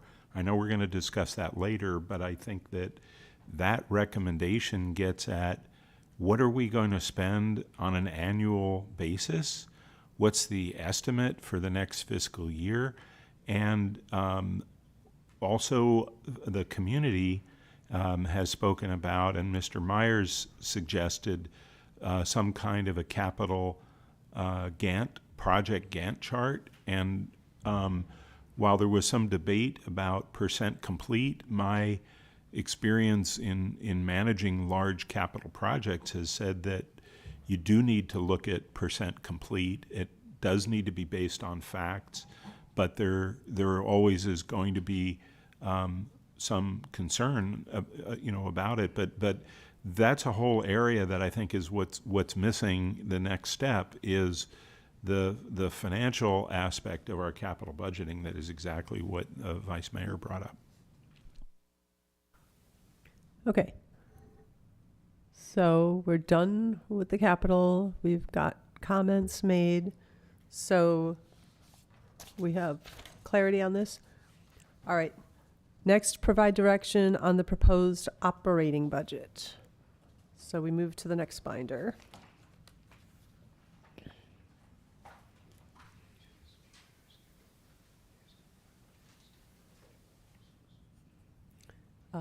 Vice Mayor Badami. Well, I'll start out, and to me, it's easy to accept the Finance Commission recommendation to build in a 4.6 vacancy rate, resulting in a 1.6 million reduction in salary and benefits, and use the county's published estimate of 2.2 million in ERA for fiscal year 2024. Oh, wait, yeah, thank you for the reminder. I guess we should look at the Finance Commission recommendations as an item. So should we do that first before we talk about the budget? I had those after, but that's okay. Okay, so we've started that, so we'll, Councilmember Hudes. Yeah, I am kind of thinking that it'd be good to talk a little bit more about the detail, or ask some questions about what's in there, particularly with regard to vacancy, ERAF, and some other things that I think relate back to the Finance Commission. So I don't know if it's possible, but I did have some questions. Yeah, that will work better for me because I think we need to have a discussion before we talk and flesh out some of the assumptions or comments before we can decide as a council if we want to accept the recommendations. So I'll let you lead off with your questions if you're ready. Yeah, so I'm kind of struck by the statement on page 6 of the staff report that says staff anticipates hiring for all vacant positions during FY 2023 to 24. And I don't know whether that means currently vacant positions or that includes retirements and resignations, but I just don't think that fits with reality. The forecast itself contains a 4% vacancy factor, but the budget contains none. That just seems to be a mismatch. So I would really be interested in further understanding why we should be budgeting for that. I mean, if the answer is that we need to have some money put aside somewhere, I think there are better ways to do that. Can I make a comment? I took that to say not that we were going to have 0% vacancy, but that we would always be hiring for any open positions, and that at any given time, somebody might retire or change. And so you can't control where there's vacancies, but there's always going to be hiring happening for any vacancy. But I could be wrong. That's what I felt like. And that if we assume a vacancy rate, that doesn't mean that we would not hire to maintain that vacancy rate. We would always be hiring when we have openings. But I'll let the manager answer this. Thank you. And to the conversation that we had a little bit earlier about our police department, this is right on point. So we are a very dynamic organization, as is many municipalities. As we have a person who might be promoted or take an opportunity in another department, pretty much the very next day we get the job announcement out for the position that was just vacated. So we're actively recruiting for many of our vacancies that we have now. Sometimes we strategically hold a vacancy until another position is filled. So for example, we might want to fill our lead maintenance worker before we get going on all of the recruitments for the other maintenance workers. So that way we have a sense of what the succession planning might be looking like. But basically, as soon as we know that there's an opening, we pretty much are recruiting. And it's really important for our staff to know that we are on top of recruitments. When you're working overtime, when you're working long hours, you need to know that help is on the way. And this is the way we demonstrate that help is on the way. So if council chooses to put in a vacancy factor, you know, we've got recommendations within the staff report as to how we would manage that. But it is super important that we go out into the market as soon as we have an opportunity so staff knows that help is on the way. Thank you. Thank you. Councilmember Rennie? Yeah, and so I sat through lots of discussions around this in Finance Commission, and the way I visualize it is we authorize staff to continue hiring to 152.5 positions.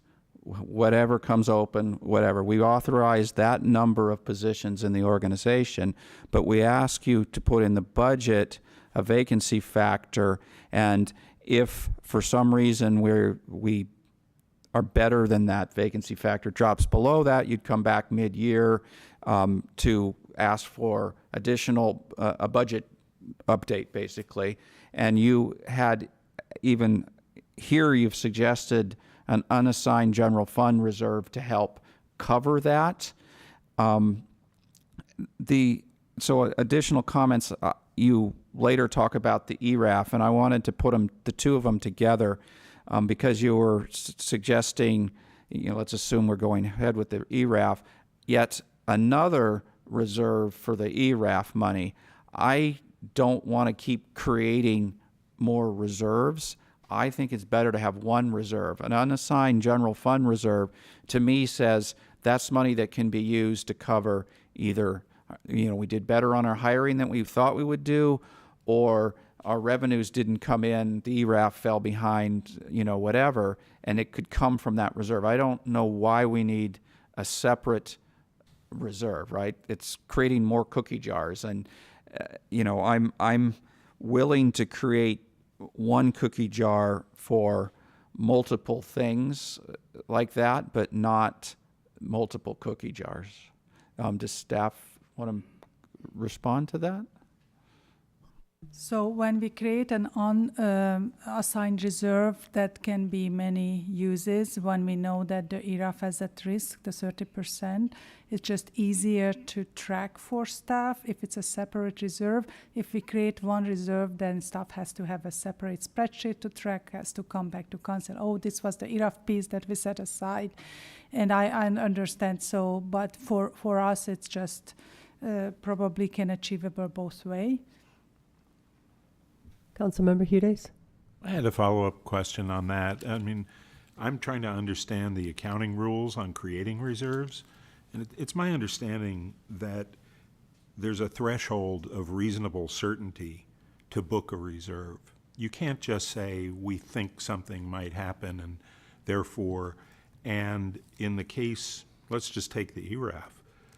There's already been a court case that, one court case, that did not support the position of the ERAF. Also, I believe there are quite a few other communities in Santa Clara County, Saratoga, Campbell, Los Altos, Palo Alto, Santa Clara, that don't reserve that amount. That's my understanding, and so for us to do that on the ERAF, it just doesn't make sense, and it also, I think, there's some fundamentals of accounting that are important to follow, and that's one of them. There has to be a threshold of reasonable certainty to book a reserve. So best of staff understanding, Milpitas, Palo Alto, and Santa Clara started to reserve. Palo Alto reserved since last year 25%, Milpitas 30%, Santa Clara reserved from last year the 30%. We talked to Cupertino, also Saratoga. Their ERAF and Los Altos Hills, their ERAF is significantly lower than Los Gatos ERAF, so the 30% wouldn't give them a big swing. For example, Los Altos Hills get $500,000, Cupertino gets $900,000, less than $1 million, and Saratoga get $900,000. And for Saratoga, for that 30% doesn't reach their threshold. But Los Gatos ERAF portion is significantly bigger, and this is what we've seen and we heard from our colleagues at what they did. It certainly would have been helpful to have some of that information for the Finance Commission, who are professionals, when they were considering this, and I appreciate getting that information now, but I have some other information than that, and I would be interested in a report on that before I would feel comfortable that that we would reach the threshold of reasonable certainty that is permitted under accounting rules, GFOA. Councilmember Rennie? So just back to the ERAF risk and the reserving that other cities are doing.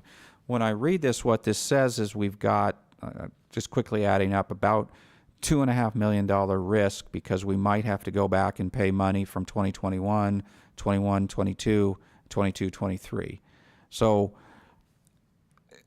reserving or not reserving for 1 year at 660,000 is somewhat reasonable, but I guess I do start to worry a little bit if there is a chance of 2.5 million being owed back.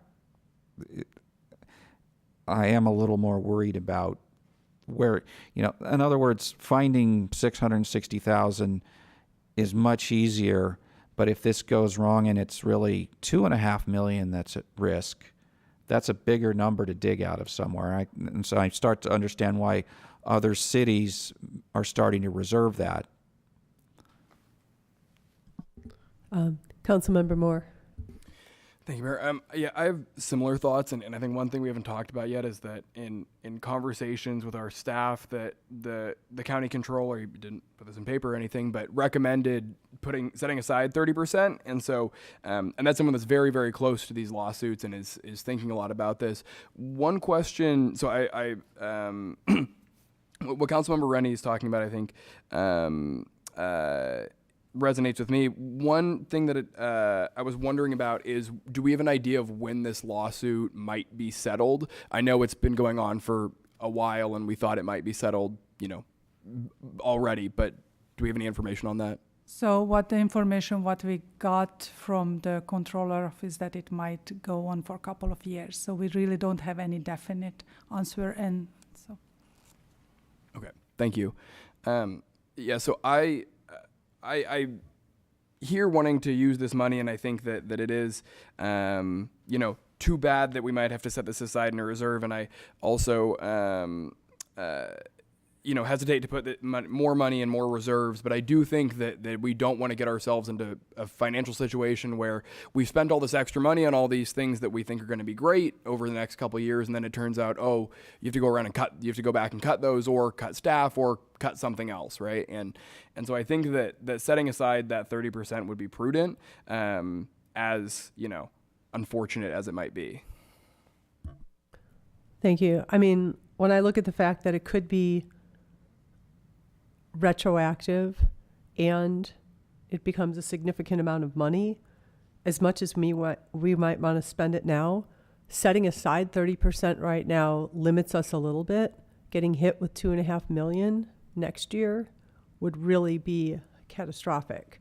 I have another comment, and I'm not an accountant, but it's kind of interesting to me when we have a discussion about maybe having a fund set aside so that we have this reserve in case we go up to a higher hiring level, so that we don't have to the council doesn't have to make a decision when hiring gets above a vacancy rate, or setting aside a reserve for the ERAF.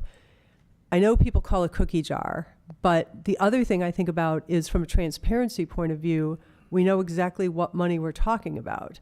If it's sitting in some kind of general reserve that has the ERAF mixed in and our employee reserve money mixed in and everything else, it's not clear what that comprises or what it's used for. And then the public will turn around and say, I don't understand. Where's the money? And then we have to have another spreadsheet.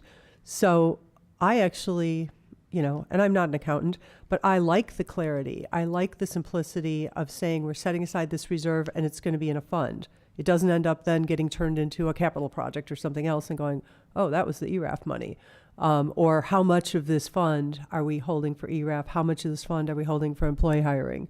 So, I'm not going to go to the mat on this, but I actually like the reserve idea because it gives me understanding of what we're saving for or holding up. So we set aside money for the ERAF, the 30% for the last 3 years or whatever, and the lawsuit gets settled, and yay, it goes our way. We know we have all that money, and it's direct. It's not mixed and commingled with other money.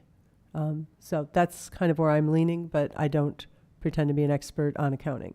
Councilmember Hudes. Yeah, thank you. So on the ERAF, I'm hearing different facts than I found myself, and that I believe these facts were not presented to the Finance Commission. And so I would be open to an ERAF reserve if I had some documentation of those as facts. I am concerned without that we would be potentially opening ourselves to an audit problem, and that the reserve needs to be documented. With regard to, so I'm not quite there tonight on the ERAF because I would like to see some more documentation. With regard to the vacancy rate, we know from history that we have never hit the numbers that are in the budget. And so what does that mean? That means that there is money that the council is not able to allocate for important projects because of some possibility that we might get to 100% hiring. And it's just not going to happen. It has never happened. And if it did happen, there's a mechanism for the town manager to come to the council and say the budget is insufficient because we relied on a historical rate, and a change would have to get made. But what's happening with this vacancy reserve, that's not vacancy reserve, well, I guess that's the alternative that's proposed by staff, is yes, it's 1.6 million, but we need to reserve it. What's happening is you're basically not allowing other services to the residents to go forward because of some very unlikely circumstance, and one that if it did happen, there would be a mechanism to deal with it. So I feel much more strongly about the vacancy reserve. I've asked for the current vacancy rate, and I've not been able to get it. What I get are point in time. But we know from a budget perspective, point in time doesn't really matter. What matters is the average FTEs over the year. And we were told a while ago that we're getting a new system, that we're able to get that, but we still don't have that data. But the important thing is that we have never reached average FTEs anywhere near that budget number, but we've put that money in there, and that has prohibited us from allocating to other needs. So I would advocate a lot more strongly on the vacancy rate. Councilmember Brenny. I agree also, but I do think vacancy and point in time is important because our vacancy rate right now is about 8%. And I know we've got some hires that are coming, but there may be some vacancies that are coming. So when we pick a number of 4.6, it seems reasonable to me because it's half of where we are at this point in time. So the point in time makes sense to me when we're setting the budget. If we were at 4% vacancy right now and we want to set it for 4% for the rest of the year, I might worry a little bit because we should be hopefully able to get a little bit ahead of that. But I feel very comfortable setting 4.6 with an 8% right now. It's going down a little bit, but again, something else may come up and go back up. So I'm comfortable with the 4.6% also. Councilmember Moore. So, question for the manager. So if we set a 4.6% vacancy rate that's not, and we don't set aside a reserve, what would happen if we had hires that go lower than that 4.6%? Well, first of all, it depends what council decides to do with the 1.6 million. So if you decide you're going to spend it or allocate it for some other purpose, then that money is committed to whatever that other purpose is. And so then if we're in a situation where we need to hire a part-time person to cover for a vacancy or to cover for a workers' comp situation, then we'd need to come to council and say, excuse me, we have this need. We think we need to backfill a position. We've allocated every penny. So what do you want to cut? So that's what it's going to put us towards. Continue, and then Councilmember Hughes. Thank you. So yeah, that's definitely a fear of mine. And so one way I've been thinking about this is that 4% is, 4.6%, whatever kind of that ballpark is maybe close to what a year-over-year average is. And so to me, that means there are times where we are dipping below that. And so if we are going to spend some of this money, I'd be comfortable spending maybe half of it, right? Doing a 2%, a functional 2%, but I wouldn't be comfortable spending all of the money that would be contained in that 4.6% vacancy rate. I think that would be a little, short-sighted, because I think the goal, right, is to hire, and I hear that we usually don't, but I would like to. I think getting us up to full staff is the ideal. And so I think we're tying our hands behind our back a little bit by doing this.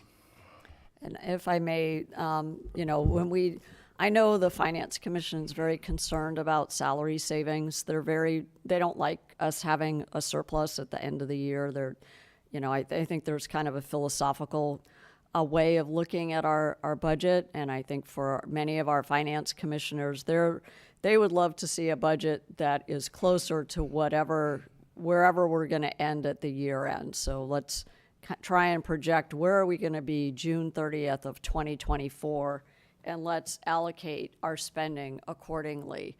The challenge with that is that the salary savings that we're able to have over the course of the year allow us to be actually very creative. And sometimes we do have to dip into our temporary hours. Sometimes we do need to hire per diem staff to support us. Or we pay for overtime, and that extra overtime also comes out of that same bucket. So this year, we're going to be really interested to see how do we look at June 30th, 2023, when we know our overtime is so high and we have been hiring per diems. So it's not really clear to us that we're even going to have a surplus yet. We should be balanced, but we just don't know, because we're carrying these vacancies. There are additional costs that the organization also carries. And I know I'm probably not sounding too articulate right now, but it's not just about the full-time equivalents. It's really about how do we have the people available to do the job. And when we've got workers' comp absences and other long-time vacancies, we still have to provide the service. And that salary savings is actually what helps us continue to keep the business running.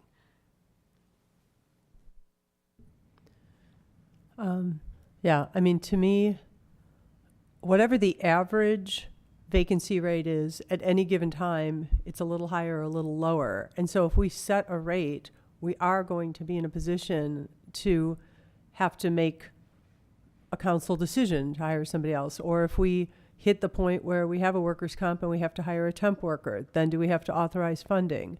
What if that happens between meetings? What if it happens in July? But I just think in general, is this the best use of the council and staff's time to then be micromanaging human resources? Maybe I'm seeing it wrong, but saying that this is money that we could be spending this year, if we save money, we can spend it next year. I'm seeing it as a one-year offset If we allocate the money for salaries and we don't end up needing it, and we have money at the end of the year, then we have money at the end of the year. It's a rolling type of situation. I just don't like the messaging, and I don't like the constraint of assuming that we're going to have vacancies, because that's not, it may be reality, but it's not the best situation. And I think as we do the good work to try to recruit people and, you know, keep that positive culture, and it seems like we may be turning the corner on the Great Resignation, we may not, but we've got new young employees coming in, and I want to make sure that we can keep bringing them in and keep our full staffing. Councilmember Rennie, it looked like you were pondering. Yeah, I don't think that we're talking about not hiring. This system we're talking about still allows us to keep recruiting, and it would be a good problem to have that we're actually closing, the vacancies, but it never happens, right? And I think the point of this is to try to get the budget closer to what really happens. And if 4.6 is the historical average, and somebody made the point, well, that means that you probably dip below it, maybe 4.6 isn't the right number. Maybe we should use 3% as one of staff's potential suggestions there, so that we don't hit as often the point where they have to come back and ask for authorization. Councilmember Hudes. Yeah, I would just point out that I think from a recruiting perspective, there's more value in being a well-managed, financially well-managed town than by publishing financial statements that we know are not correct. I would say in the future, if the town management thinks that there needs to be a fund for overtime or temps or things like that, maybe that should be a budget line item. But to bury it in a false vacancy rate just doesn't ring true. There's some places where a compromise makes sense. On this one, given that we're at 8% right now, and given that we have seen the historical average at 4.6, and if we're worried about too many requests, well, we can change that going forward. So I would be much more in favor of taking the recommendation from the Finance Commission at 4.6% and monitoring it, getting a report back on how we're doing on vacancy rate. And like I said before, what really makes impact financially is not the point in time. What makes the impact financially is the average FTEs over the year. We really need to start seeing that, and that will then translate into where we are. So I hope that this new system that we've invested in, and HR and the ERP systems, will give us the ability to see that, because I would look forward to reports from town management on our average FTEs, because that translates directly into to salary, and it would be a key part of our key performance indicators. Councilmember Moore. Thank you, Mayor. So Councilmember Rennie's suggestion of 3% is something I could maybe be more comfortable with. Question for the manager or anyone. Do you know what our lowest vacancy rate has been over the last few years? Have we hit that 4%? So we don't have data what we haven't tracked in the past. And our budgeting methodology was different in the past. We changed a lot on our budgeting methodology since 2000. I forget which year, but the last couple of years. So the savings, what we see currently, it's significantly less that we seen under the old methodology. So, but we don't have that data. But since some of us here in with this organization, we didn't see such a high number of vacancies in the police department probably 8 years ago. So I think it just reflects the entire industry and our economy, what happened the last couple of years with the pandemic and that other great resignation.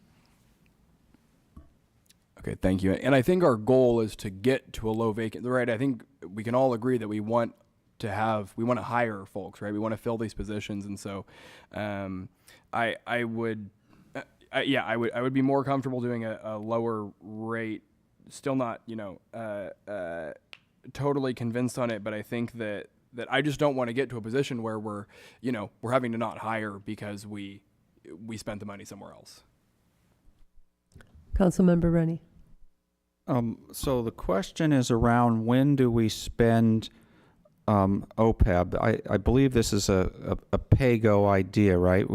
So basically this comes down to if we took the recommendation of assuming a 4.6 salary, we no longer need the budget balancing item of pulling money out of our OPEB to pay, that was what we were going to do, right? Pull money out to pay them as we go. So let's say in 6 months, we dip below the 4.6 vacancy rate. Have we already spent money from our budget, or could we use some money from the OPEB fund at that point to pay, basically pay the ongoing OPEB expenses? So staff will pull down OPEB probably once a year, close to year end. So we will monitor how much of that funding we need. But I just want to caution, we have 22.2 million in that fund. We can draw down once, but I don't think we can keep drawing down that fund. So we can use it for 1 year as a balancing strategy. But we would take a look where we are at mid-year and when we are getting closer to the year, and we would pull the money. And we can only pull money up to what our cost in that current fiscal year for post-employment expenditures. And it's approximately 1.6 million. That's why we propose that number. So if I could sort of, let's not contradict, give a counterpoint. We actually aren't spending the money. We're just using it as an accounting gimmick. We would only spend the money if our vacancy dropped below 4%. Otherwise, we're going to have the saving, and we don't need to spend the money out of that. So it really doesn't matter. In other words, we're completely safe because if, let's say, you don't want to take the recommendation, we're now saying we're going to pull money out of OPEB.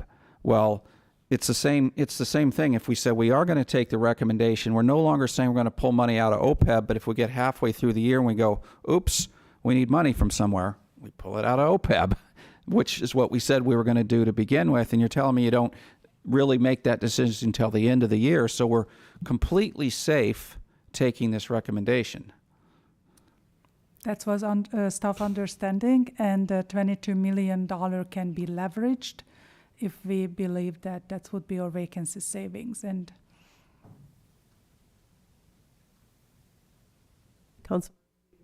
Councilmember Hughes. Yeah, I'd be willing to make a motion, maybe to move this along a little bit. I move to approve the Finance Commission Recommendation 1 to add a vacancy rate of 4.6% to the budget in order to more realistically forecast expected personnel expenses. I could go on with the ERAF if people are interested. Why don't we take the recommendations one at a time? Okay. I would prefer that. Okay. Okay, Councilmember Rennie. I'd like to, before I second, I'd like to request an addition that clarifies we're also authorizing them to hire to 152.5 positions, just so it's clear that they can do hiring for all open positions.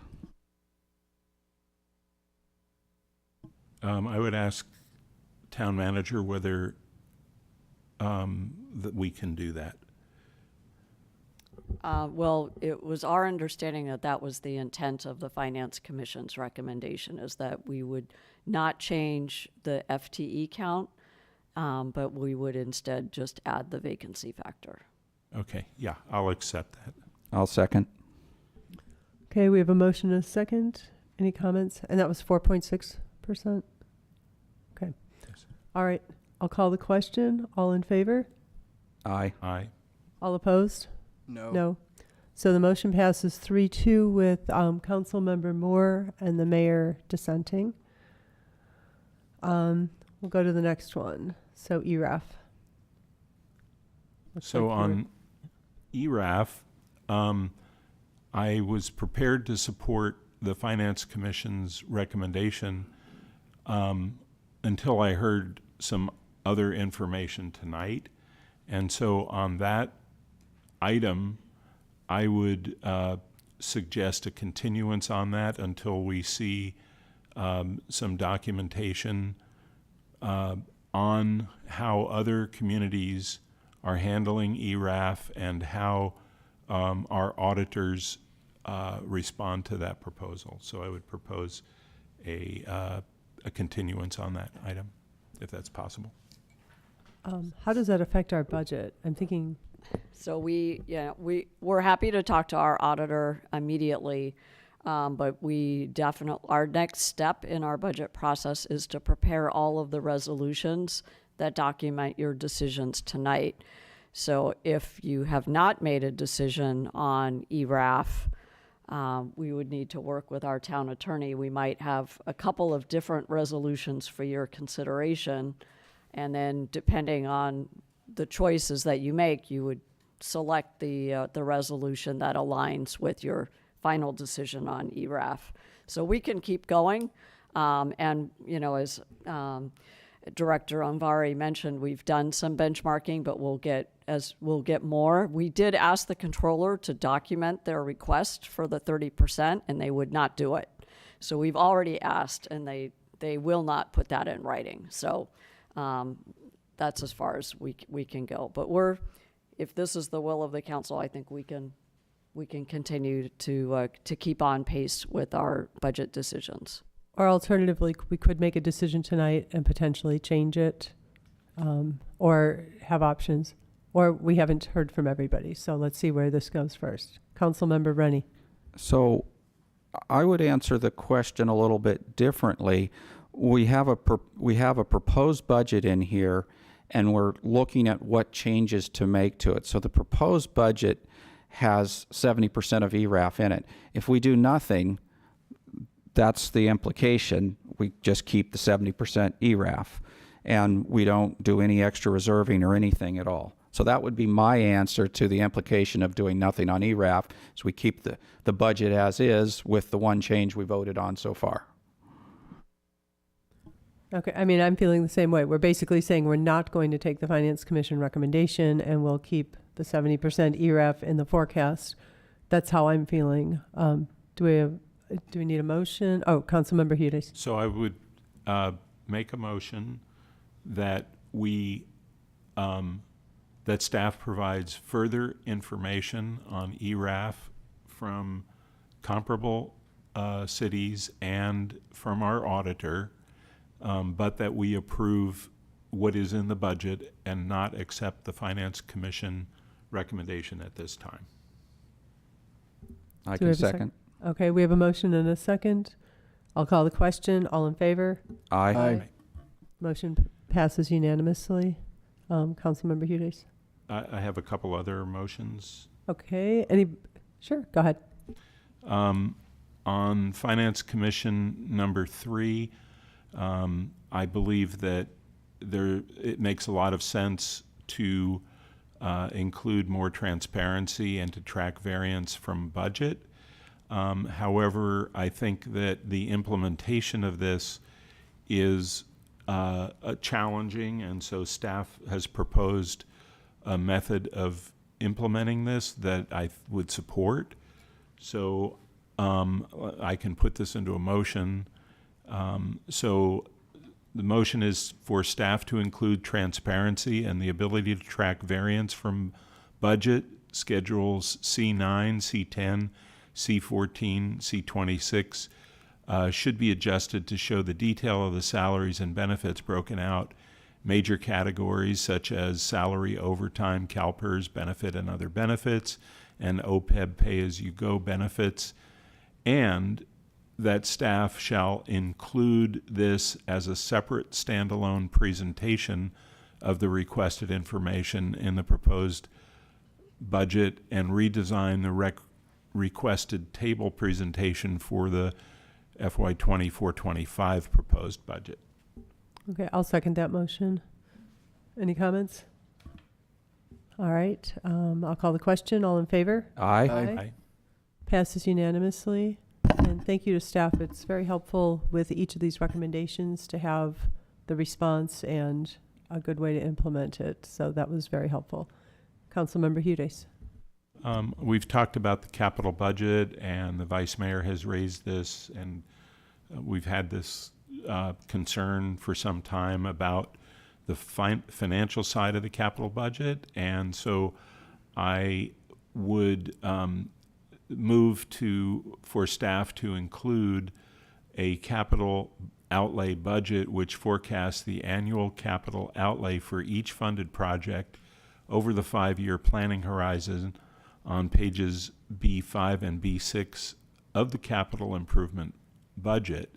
And I would add to make best efforts to incorporate percent complete and as much of Mr. Meyer's suggestion about capital project timeline and Gantt chart in the CIP, and for us to, but to not to implement that in the current budget, but to bring that back to council in the future. Vice Mayor. Second. If I may, I have a question of staff. I mean, how much extra work is that? Is that something that I don't understand how much more work that entails for each capital project? I think that's a great question. I think building the system is going to take some significant effort because of the number of projects that we have. Hopefully we can build a system that once it's up and running is pretty easy to continually update. Okay, I would be comfortable supporting the motion if there's not a deadline by which this needs to be implemented. Knowing that the same people on staff are doing 10 other things, if this can be feathered in. And if I may, Mayor, staff has already done some good work with this current capital budget to really start to rethink how can we better tell the story of the actual timeline and accomplishments with each capital program. So I think staff is already thinking about how do we make the budget book for capital more useful over time. So I think we're already heading towards, having good timelines, good milestones, being very clear about exactly which phase of the project is funded, et cetera. I think getting to percent complete and some of these other things are going to be easier. Doing Gantt charts for 60 projects might take us a little bit longer, but I think the intent of the motion, I think we can definitely work towards. You just may not see all of it in the 24-25 capital program. And if I may, that's why I didn't include it as a requirement, but as use best efforts to achieve that. Okay, then we have a motion and a second. I'll call the question. All in favor? Aye. Aye. Anyone opposed? No. Passes 5-0. So that covers the Finance Commission recommendations. So now we're going to direction on balancing the proposed budget, right? We're on the final item, moving upward. Yes, and staff proposed to balance the budget with the OPEB trust withdrawal. So I assume at this point, if we build in the 4.6% vacancy factor, we don't need to withdraw the OPEB trust fund. And I know staff recommended maybe just set aside an unassigned reserve, or council can give direction that maybe we will withdraw OPEB. So what will be your solution when we come back next year if we need more dollar amount to make sure that we can fully staff all of the departments? Thank you for that. My feeling is we were going to fill the gap with OPEB, and so to me that makes sense to use as a mechanism if we need to later in the year. I don't know what other council members are thinking, or if you have other ideas to cure it. I mean, it doesn't look like we're facing a deficit right now, but we could need that. Councilmember Moore. Yeah, reading through this, that sounds fine to me. Councilmember Hudes. Yeah, I think it makes sense. I think there have been cases where we've made adjustments mid-year. We have a mid-year process, so I don't think we need to take action on the budget balancing at this point. Okay, is that clear for staff? Yes, thank you. Okay, are there any other questions or anything we need to cover on item 11?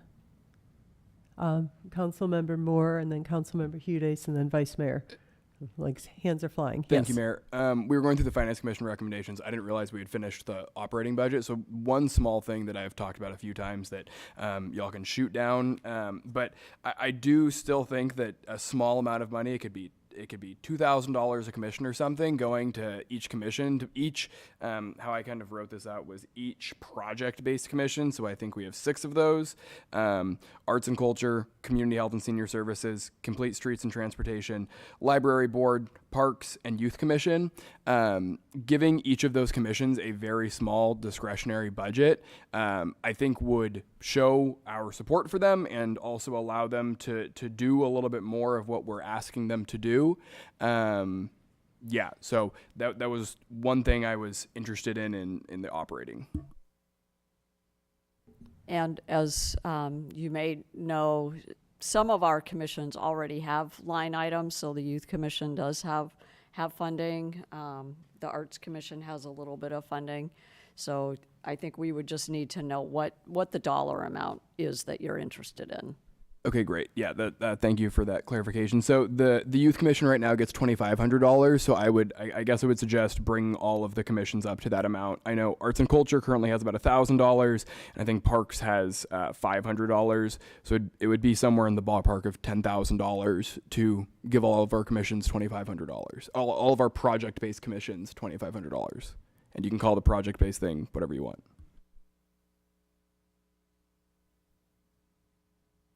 I can second that motion. Okay, so we're kind of going back into the budget now, right? Okay. Sorry. So we have a motion and a second.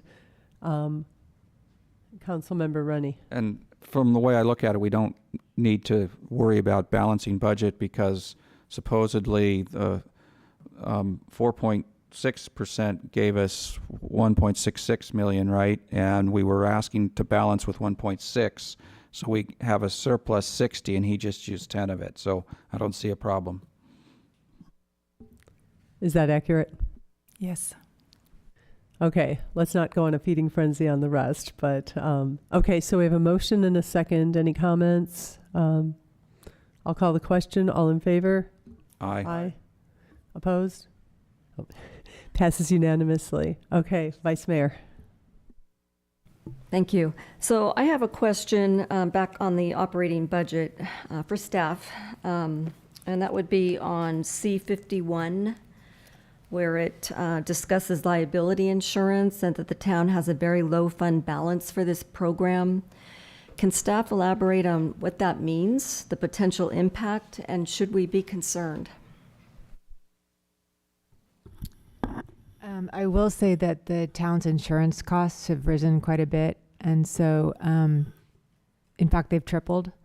And so I'm not sure if that's exactly what you're asking about, but there is a higher line item for the town's insurance policy than there used to be. And then I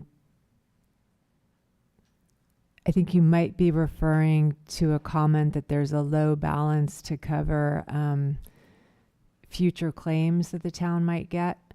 But our department did work closely with finance to build in a little bit of extra for this coming fiscal year, because the town is anticipating more claims as a result of the storms over the past year.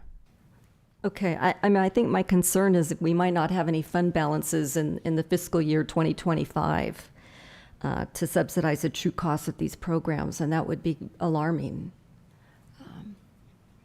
But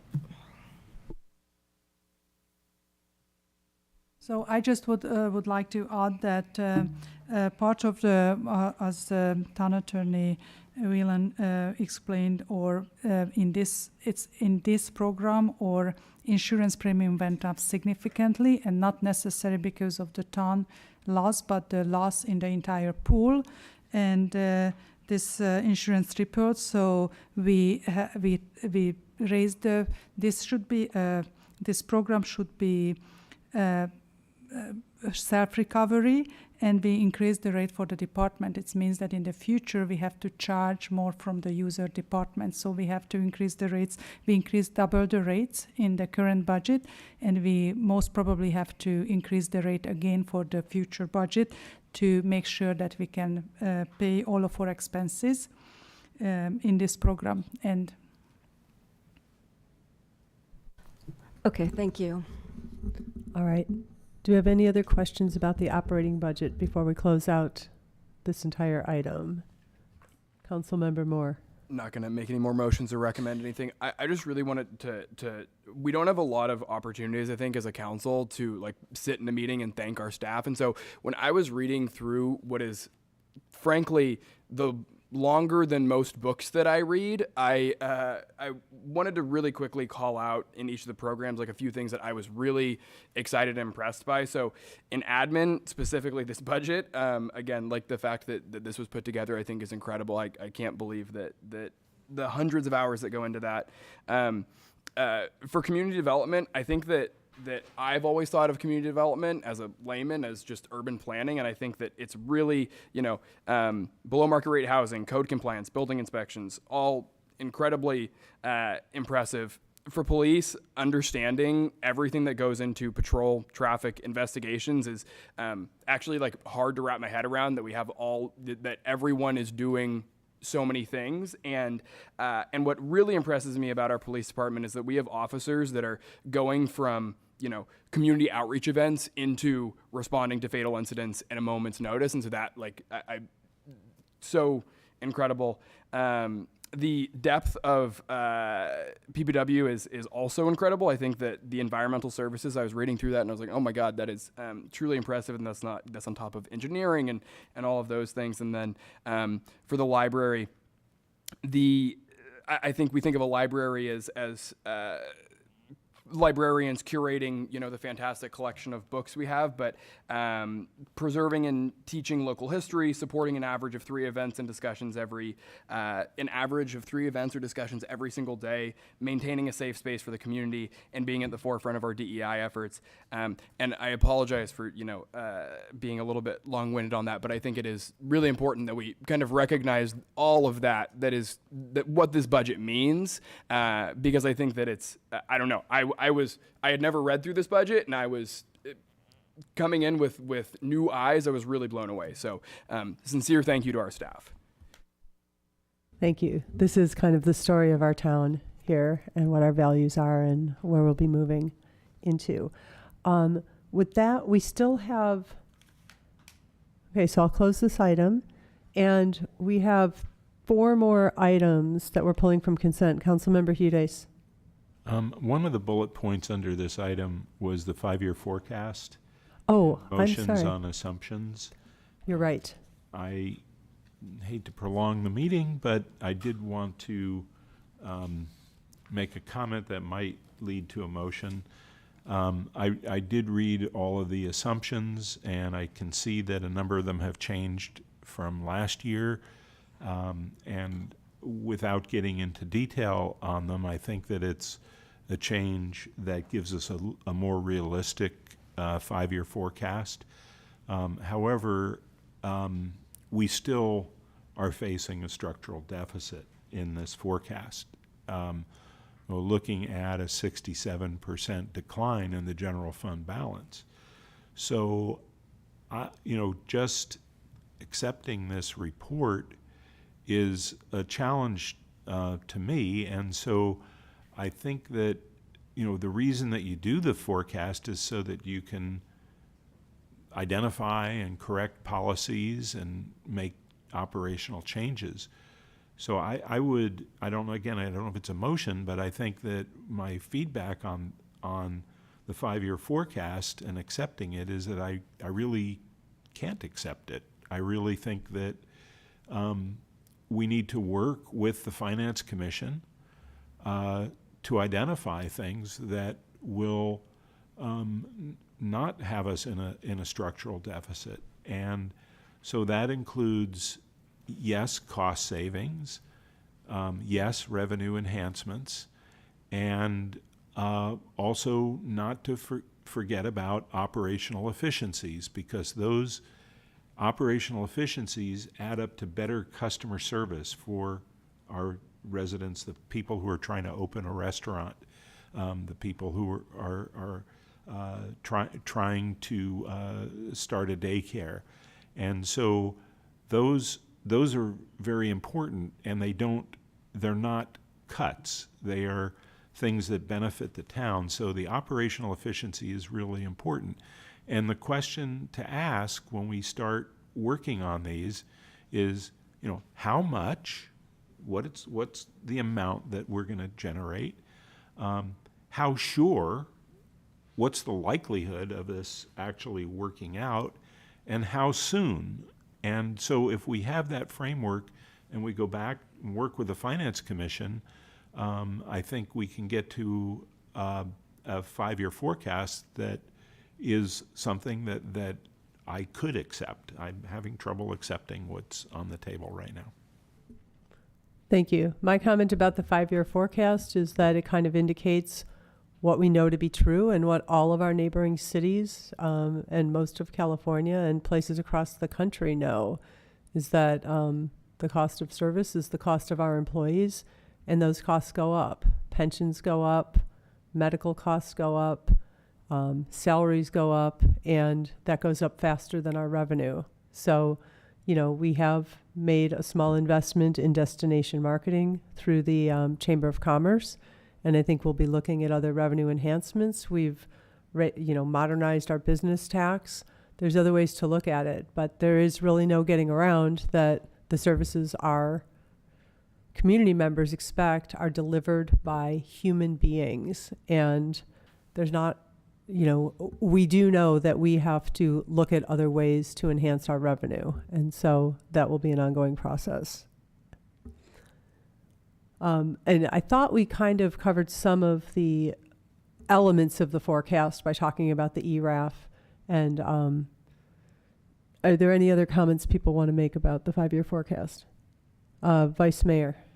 Well, I'm also concerned about it too, because we're going to have a general fund balance that declines to 7.9 million by June 30th of 2029, and that's a 67% decline, as Councilmember Hudes pointed out. You extend that out another 2 years past that, and you go out 7 years, we're in the red. It's pretty difficult to run a town that way. So I have difficulty accepting it as well. I think we really need to focus on the outcome and find revenue and cost-cutting measures. And we just can't operate this way. We need to do something about it. We've got our work cut out for us. That's what we'll be doing for the rest of the year and the next years. Councilmember Rennie. The biggest problem I have with the forecast is, well, you're sort of saying it, it's actually, there's so much uncertainty, or we're amplifying the uncertainty so that it's kind of useless information. When I look at whatever the number was, you 60,000 over 5 years or something, I don't believe it, because when I look at some of the assumptions in here for ERAF, after this year it's down to 50% of 23, 24. So that's that they've taken 770,000 out of the budget. And if the garbage fee, okay, that might go sideways on us. So they've taken 50% of that out. So you're already at almost 1.7 million that's been removed from the budget. So yeah, these things could go wrong, but they might not go wrong. So that's why when I look at the forecast, it's just garbage in my mind. Or is not necessarily as gloomy as it looks? Okay, well, with that, I will close this item, and because it's 11:10, I don't want to delay too long. Do people need a break, or should we roll right into the... Okay, can we do a 5-minute break? Okay, zip out, zip back, because we want to finish up before midnight. Thank you.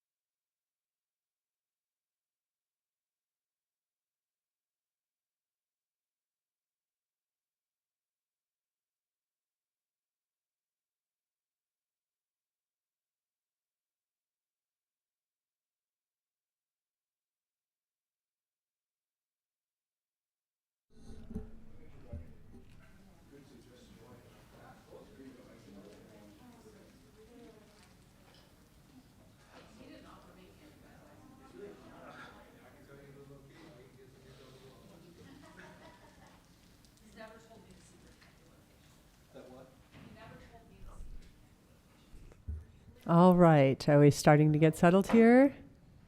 All right. I'll resume the meeting, and we will move to item number 2 and a report from our item number 3. Yes, I apologize. Thank you. Item number 3. This is the item is received 2021-22 Federal Single Audit Report. The federal government requires that if any jurisdictions expend more than $750,000, then the single audit has to be completed. And the auditor just completed that single audit report, filed with the federal government, and staff is just it was a clean. It says that the expenditure of federal awards is fairly stated in all material respect in relation to the financial statement as a whole. So this is our report, and I understand that Councilmember Hudis had a question.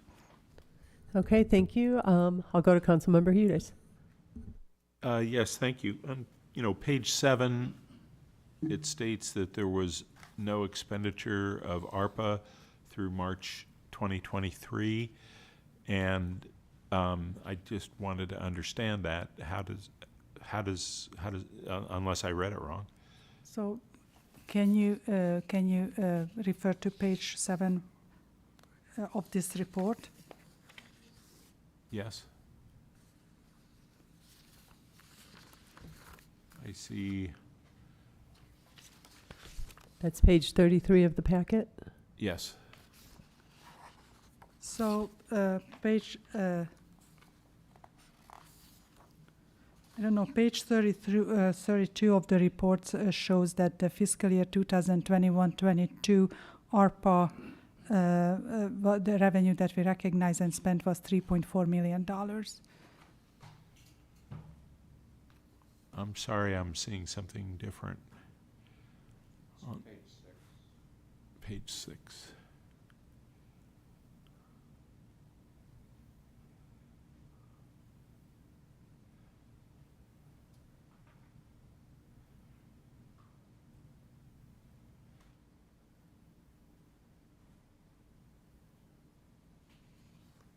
I'm seeing on page 7 something titled Fund Schedule. Is that one of the notes? No, it's Page 7. It may be page 8, where it talks about the name of the federal program, Coronavirus State and Local Fiscal Recovery Funds. Almost at the bottom of the page. We're on item 3, correct? yeah. I'm looking at page 22 of the staff report. That's a different item. I'm sorry.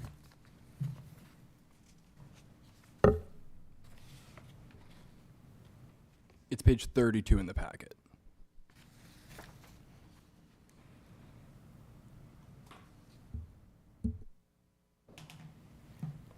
Okay, so I pulled the wrong item.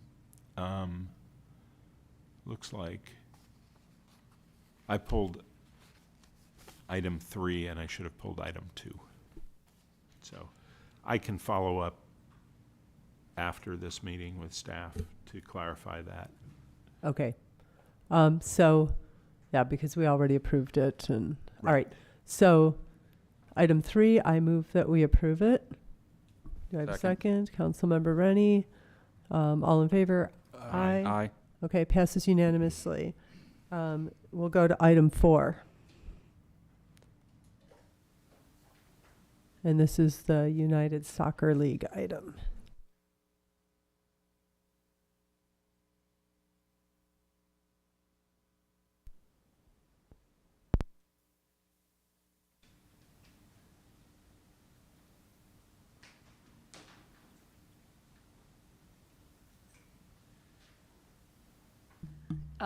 Good evening. So this is an item for use agreement, Los Gatos United Soccer. It is one of a number of use agreements that we have for our regular users of parks. This one specifically, their specific use is at Creekside. and that use is generally a number of most of the hours that are available for park use, and then others are the Red Hawks lacrosse is the other major user of this entity. This is not the first time we've entered in this agreement. This is a renewal. And with that, I can answer questions.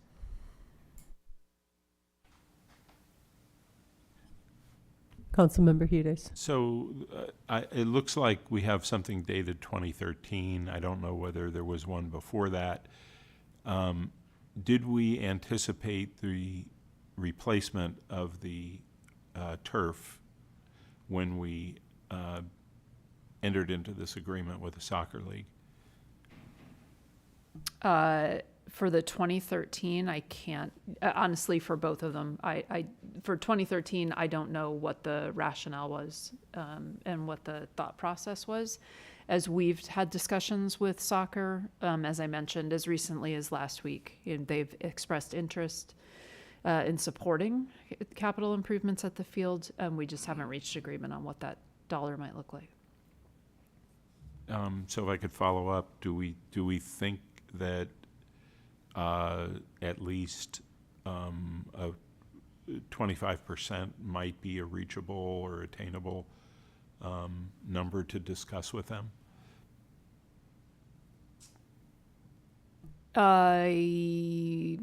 It can't hurt to ask. Okay. I just wanted to get the ball rolling on this because I think either that or changing the term. The term is how much per year? 21,000 or something? Yes. And plus a facility maintenance fee, 21,590 in the base year. And then it would increase actually starting July. So either way, either look for some fundraising. This is what, 10 years now? The age of the field? Yes, that's my understanding. Either look for a cycle of fundraising every 10 years or increase the user fees. It just seems for equity with some of the other causes in town, it would be useful to have those discussions.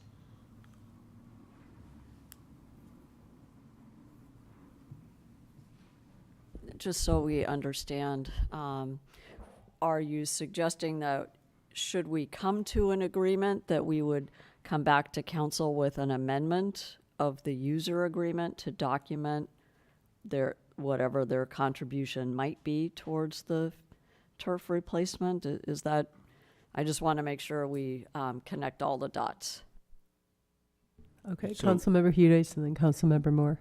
Yeah, I'm suggesting something like, that we come back with an amendment, but maybe we also make an adjustment to our CIP to reflect that. Councilmember Moore.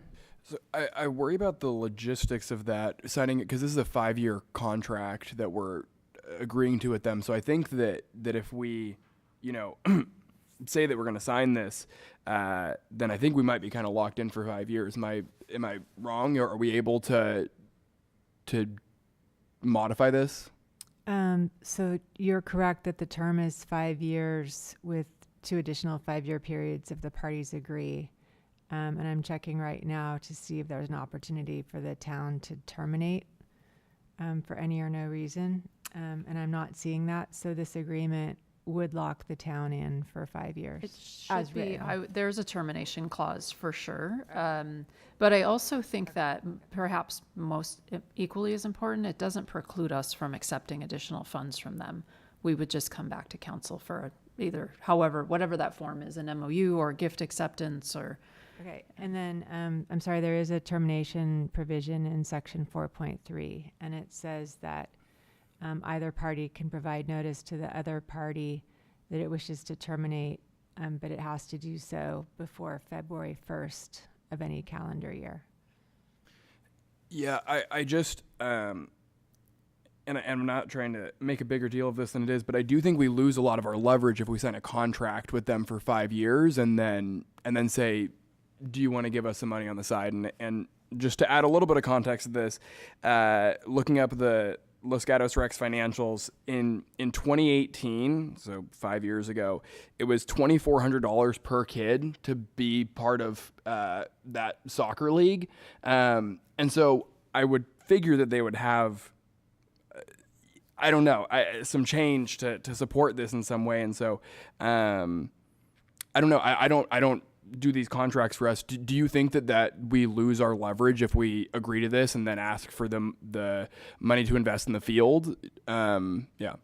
I actually, there are some cases in which I would say yes. I think in this case, I don't think so. I mean, I think they've demonstrated an interest in being an ongoing partner.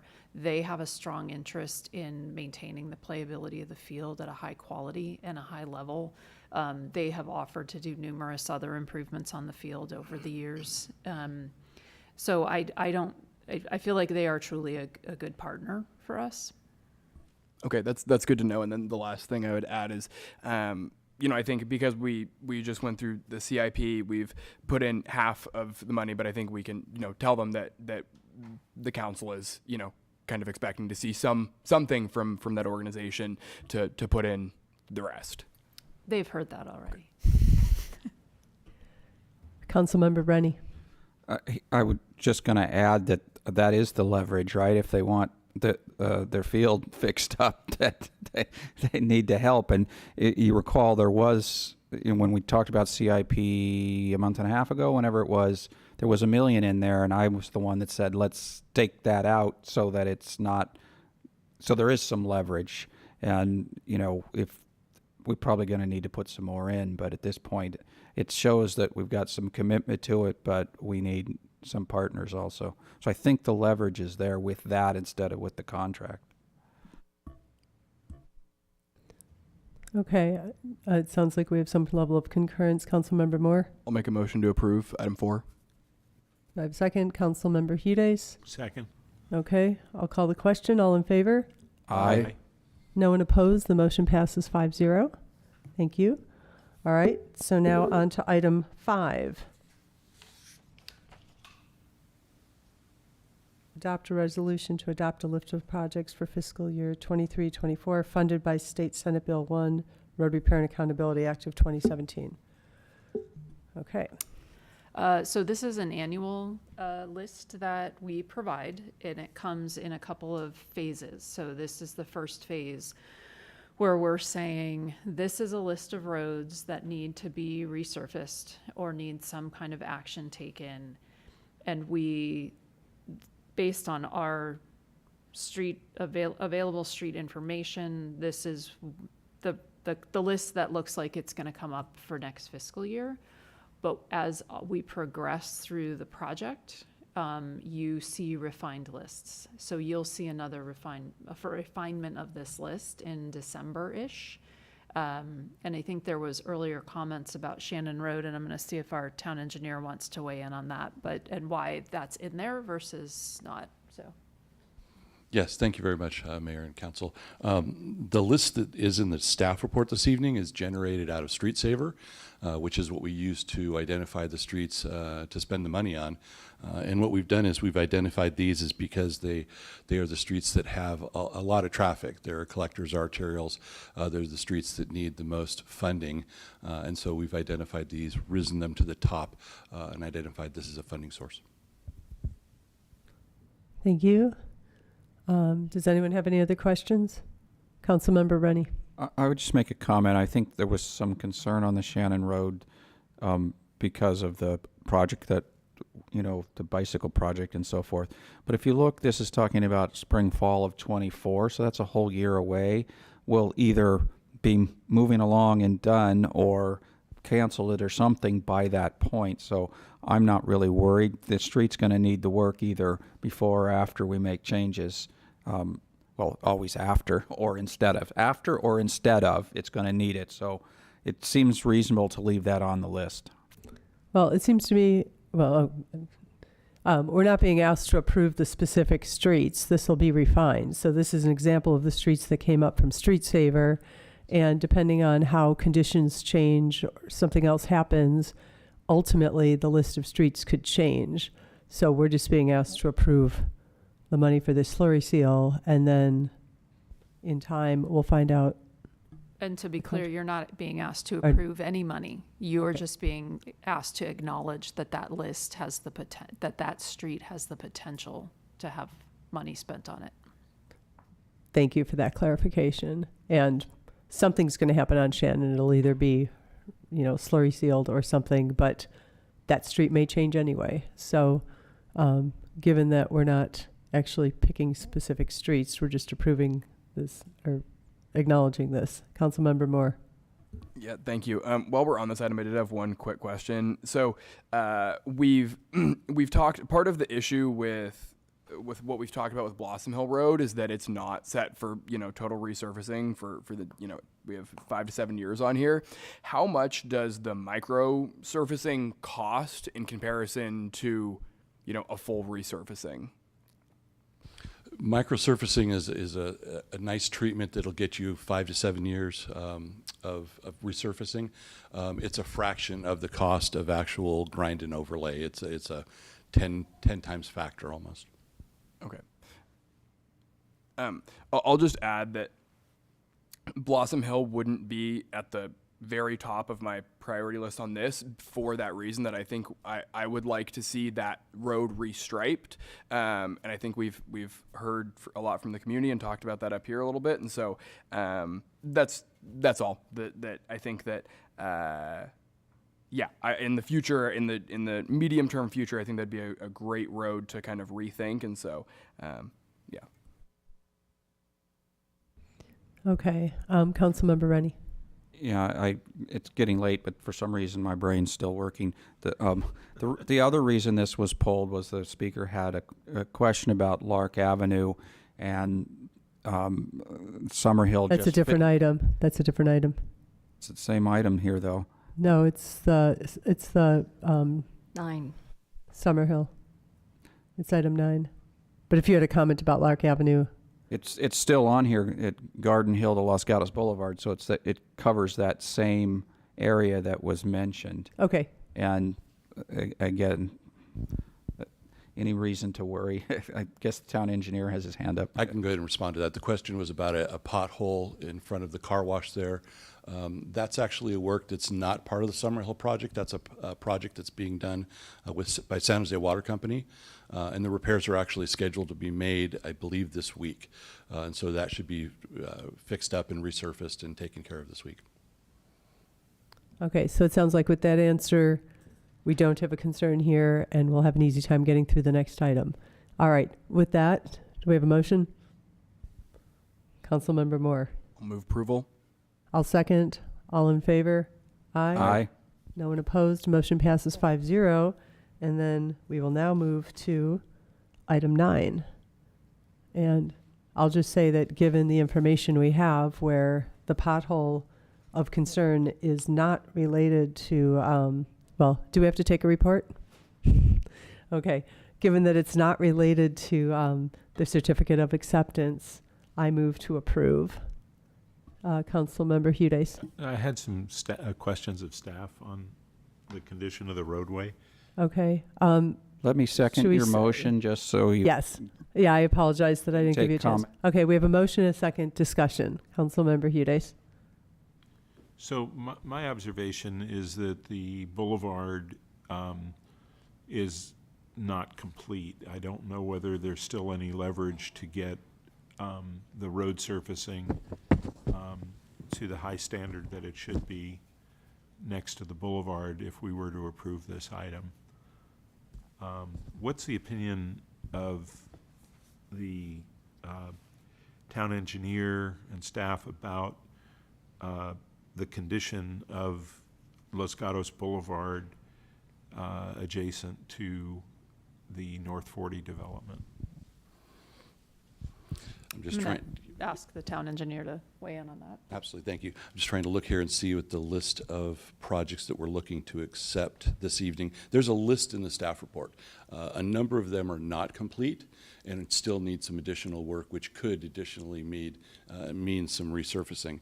Of the projects we're approving this evening, the Lark Avenue project is one of the only off-site projects. The other ones are all related to on-site improvements, grading, drainage, and the like. I believe there's still an opportunity to go ahead and continue to look at improvements on Los Gatos Boulevard if there's a need, and we will make sure if they're associated that they're in good working condition before we accept them. Yeah, I would like to just clarify, actually. I think the list in the staff report does, on page 199 of your packet, does show a number of projects that were offsite, relating to offsite improvements. A lot of the traffic signals, as well as Lark and Los Gatos Boulevard improvement plans. So there was a number and Los Gatos Boulevard is included, so striping and signage. So as we release these bonds, which is what we're requesting to do, we would retain warranty bonds. So we can, so we'll have opportunity. It starts a 2-year window of warranty that we'll have the ability to, the town attorney's looking at me like I said the wrong thing. No. I just want to make sure we're talking about the same thing. So faithful performance bond guarantees that the person built the road the way they were required to build the road. Mm-hmm. Warranty obligates the developer to repair the road. And so we should determine whether the alleged flaws are related to how the road was originally built or whether they're like repair type issues. Mm-hmm. And if there's any question about that, the council could continue this item, or the council could accept out releasing one of the bonds that might potentially be covered by this. Or release, it looks like Plan H, Los Gatos North 40 offsite Lark and Los Gatos Boulevard improvement plans would be one that if we have question, maybe we don't release that. And E. Councilmember Rennie. So it's standard for us to require after construction streets be repaved or some treatment to bring them back up, but construction's not finished out there. So that's really the question. Do we still have a bond somewhere requiring them and I don't know where construction traffic is coming in. It's probably coming in off of Los Gatos Boulevard instead of Lark. So I would expect we'd still have some requirement that when they finish construction, they then need to do some work on the road that all of their construction vehicles have gone on. And so that's really the question I ask is, do we still have that, or are we releasing that, or did we never require it? No, you're releasing that, and it would start the 2-year window. And we had a lot of discussion with the developer about this very issue because we had similar concerns. But knowing that we have a 2-year warranty period, coupled with the fact that we know who the developer is and we know where to find them, and we know if there's damage that occurs as a result of the construction, that we have we'd be able to work with them to get it corrected. So let me go back to the town attorney then, because the bond is saying if they did something wrong in the construction versus now we're talking about the road got more wear because of other construction, not road construction. It seems inconsistent. Yeah, I think that's probably worth exploring more. So I think it'd be worth it to continue the item. Because if the town council releases the bonds tonight, the town council is saying, yes, the town is satisfied with the condition of the road. And I don't understand how we can do that until construction is done. I mean, some of these we might be able to release, but I don't know which ones those are easily. Councilmember Udais. Yeah, I think the point that we don't know which ones, and the fact that it's physically observable that the boulevard is not acceptable. Gives me real heartburn to sign a certificate of acceptance and notice of completion. So I'd prefer to continue this with more information, and I would also request some way for me to verify this. So is there some way that I can correlate these items to actually driving on these streets? That would be helpful. Yeah, I think we can find a way to clarify that so the council has better understanding of what was included in each of the plans that are listed. Okay, thank you. So I could make a motion.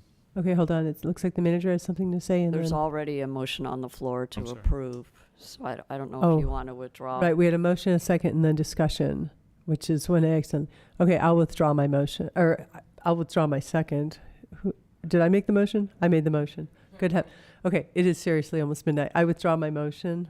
So Is there a date certain that we would like to put into the motion? Does June 6th, I think June 6th would be ample time. Okay, so I move to continue to June 6th. okay, I'll second that. All in favor? Aye. Aye. No one opposed. Motion passes 5-0. Okay, and that was the last item. It looks like we've got everything covered. Do we have any questions of staff? No? Meeting adjourned.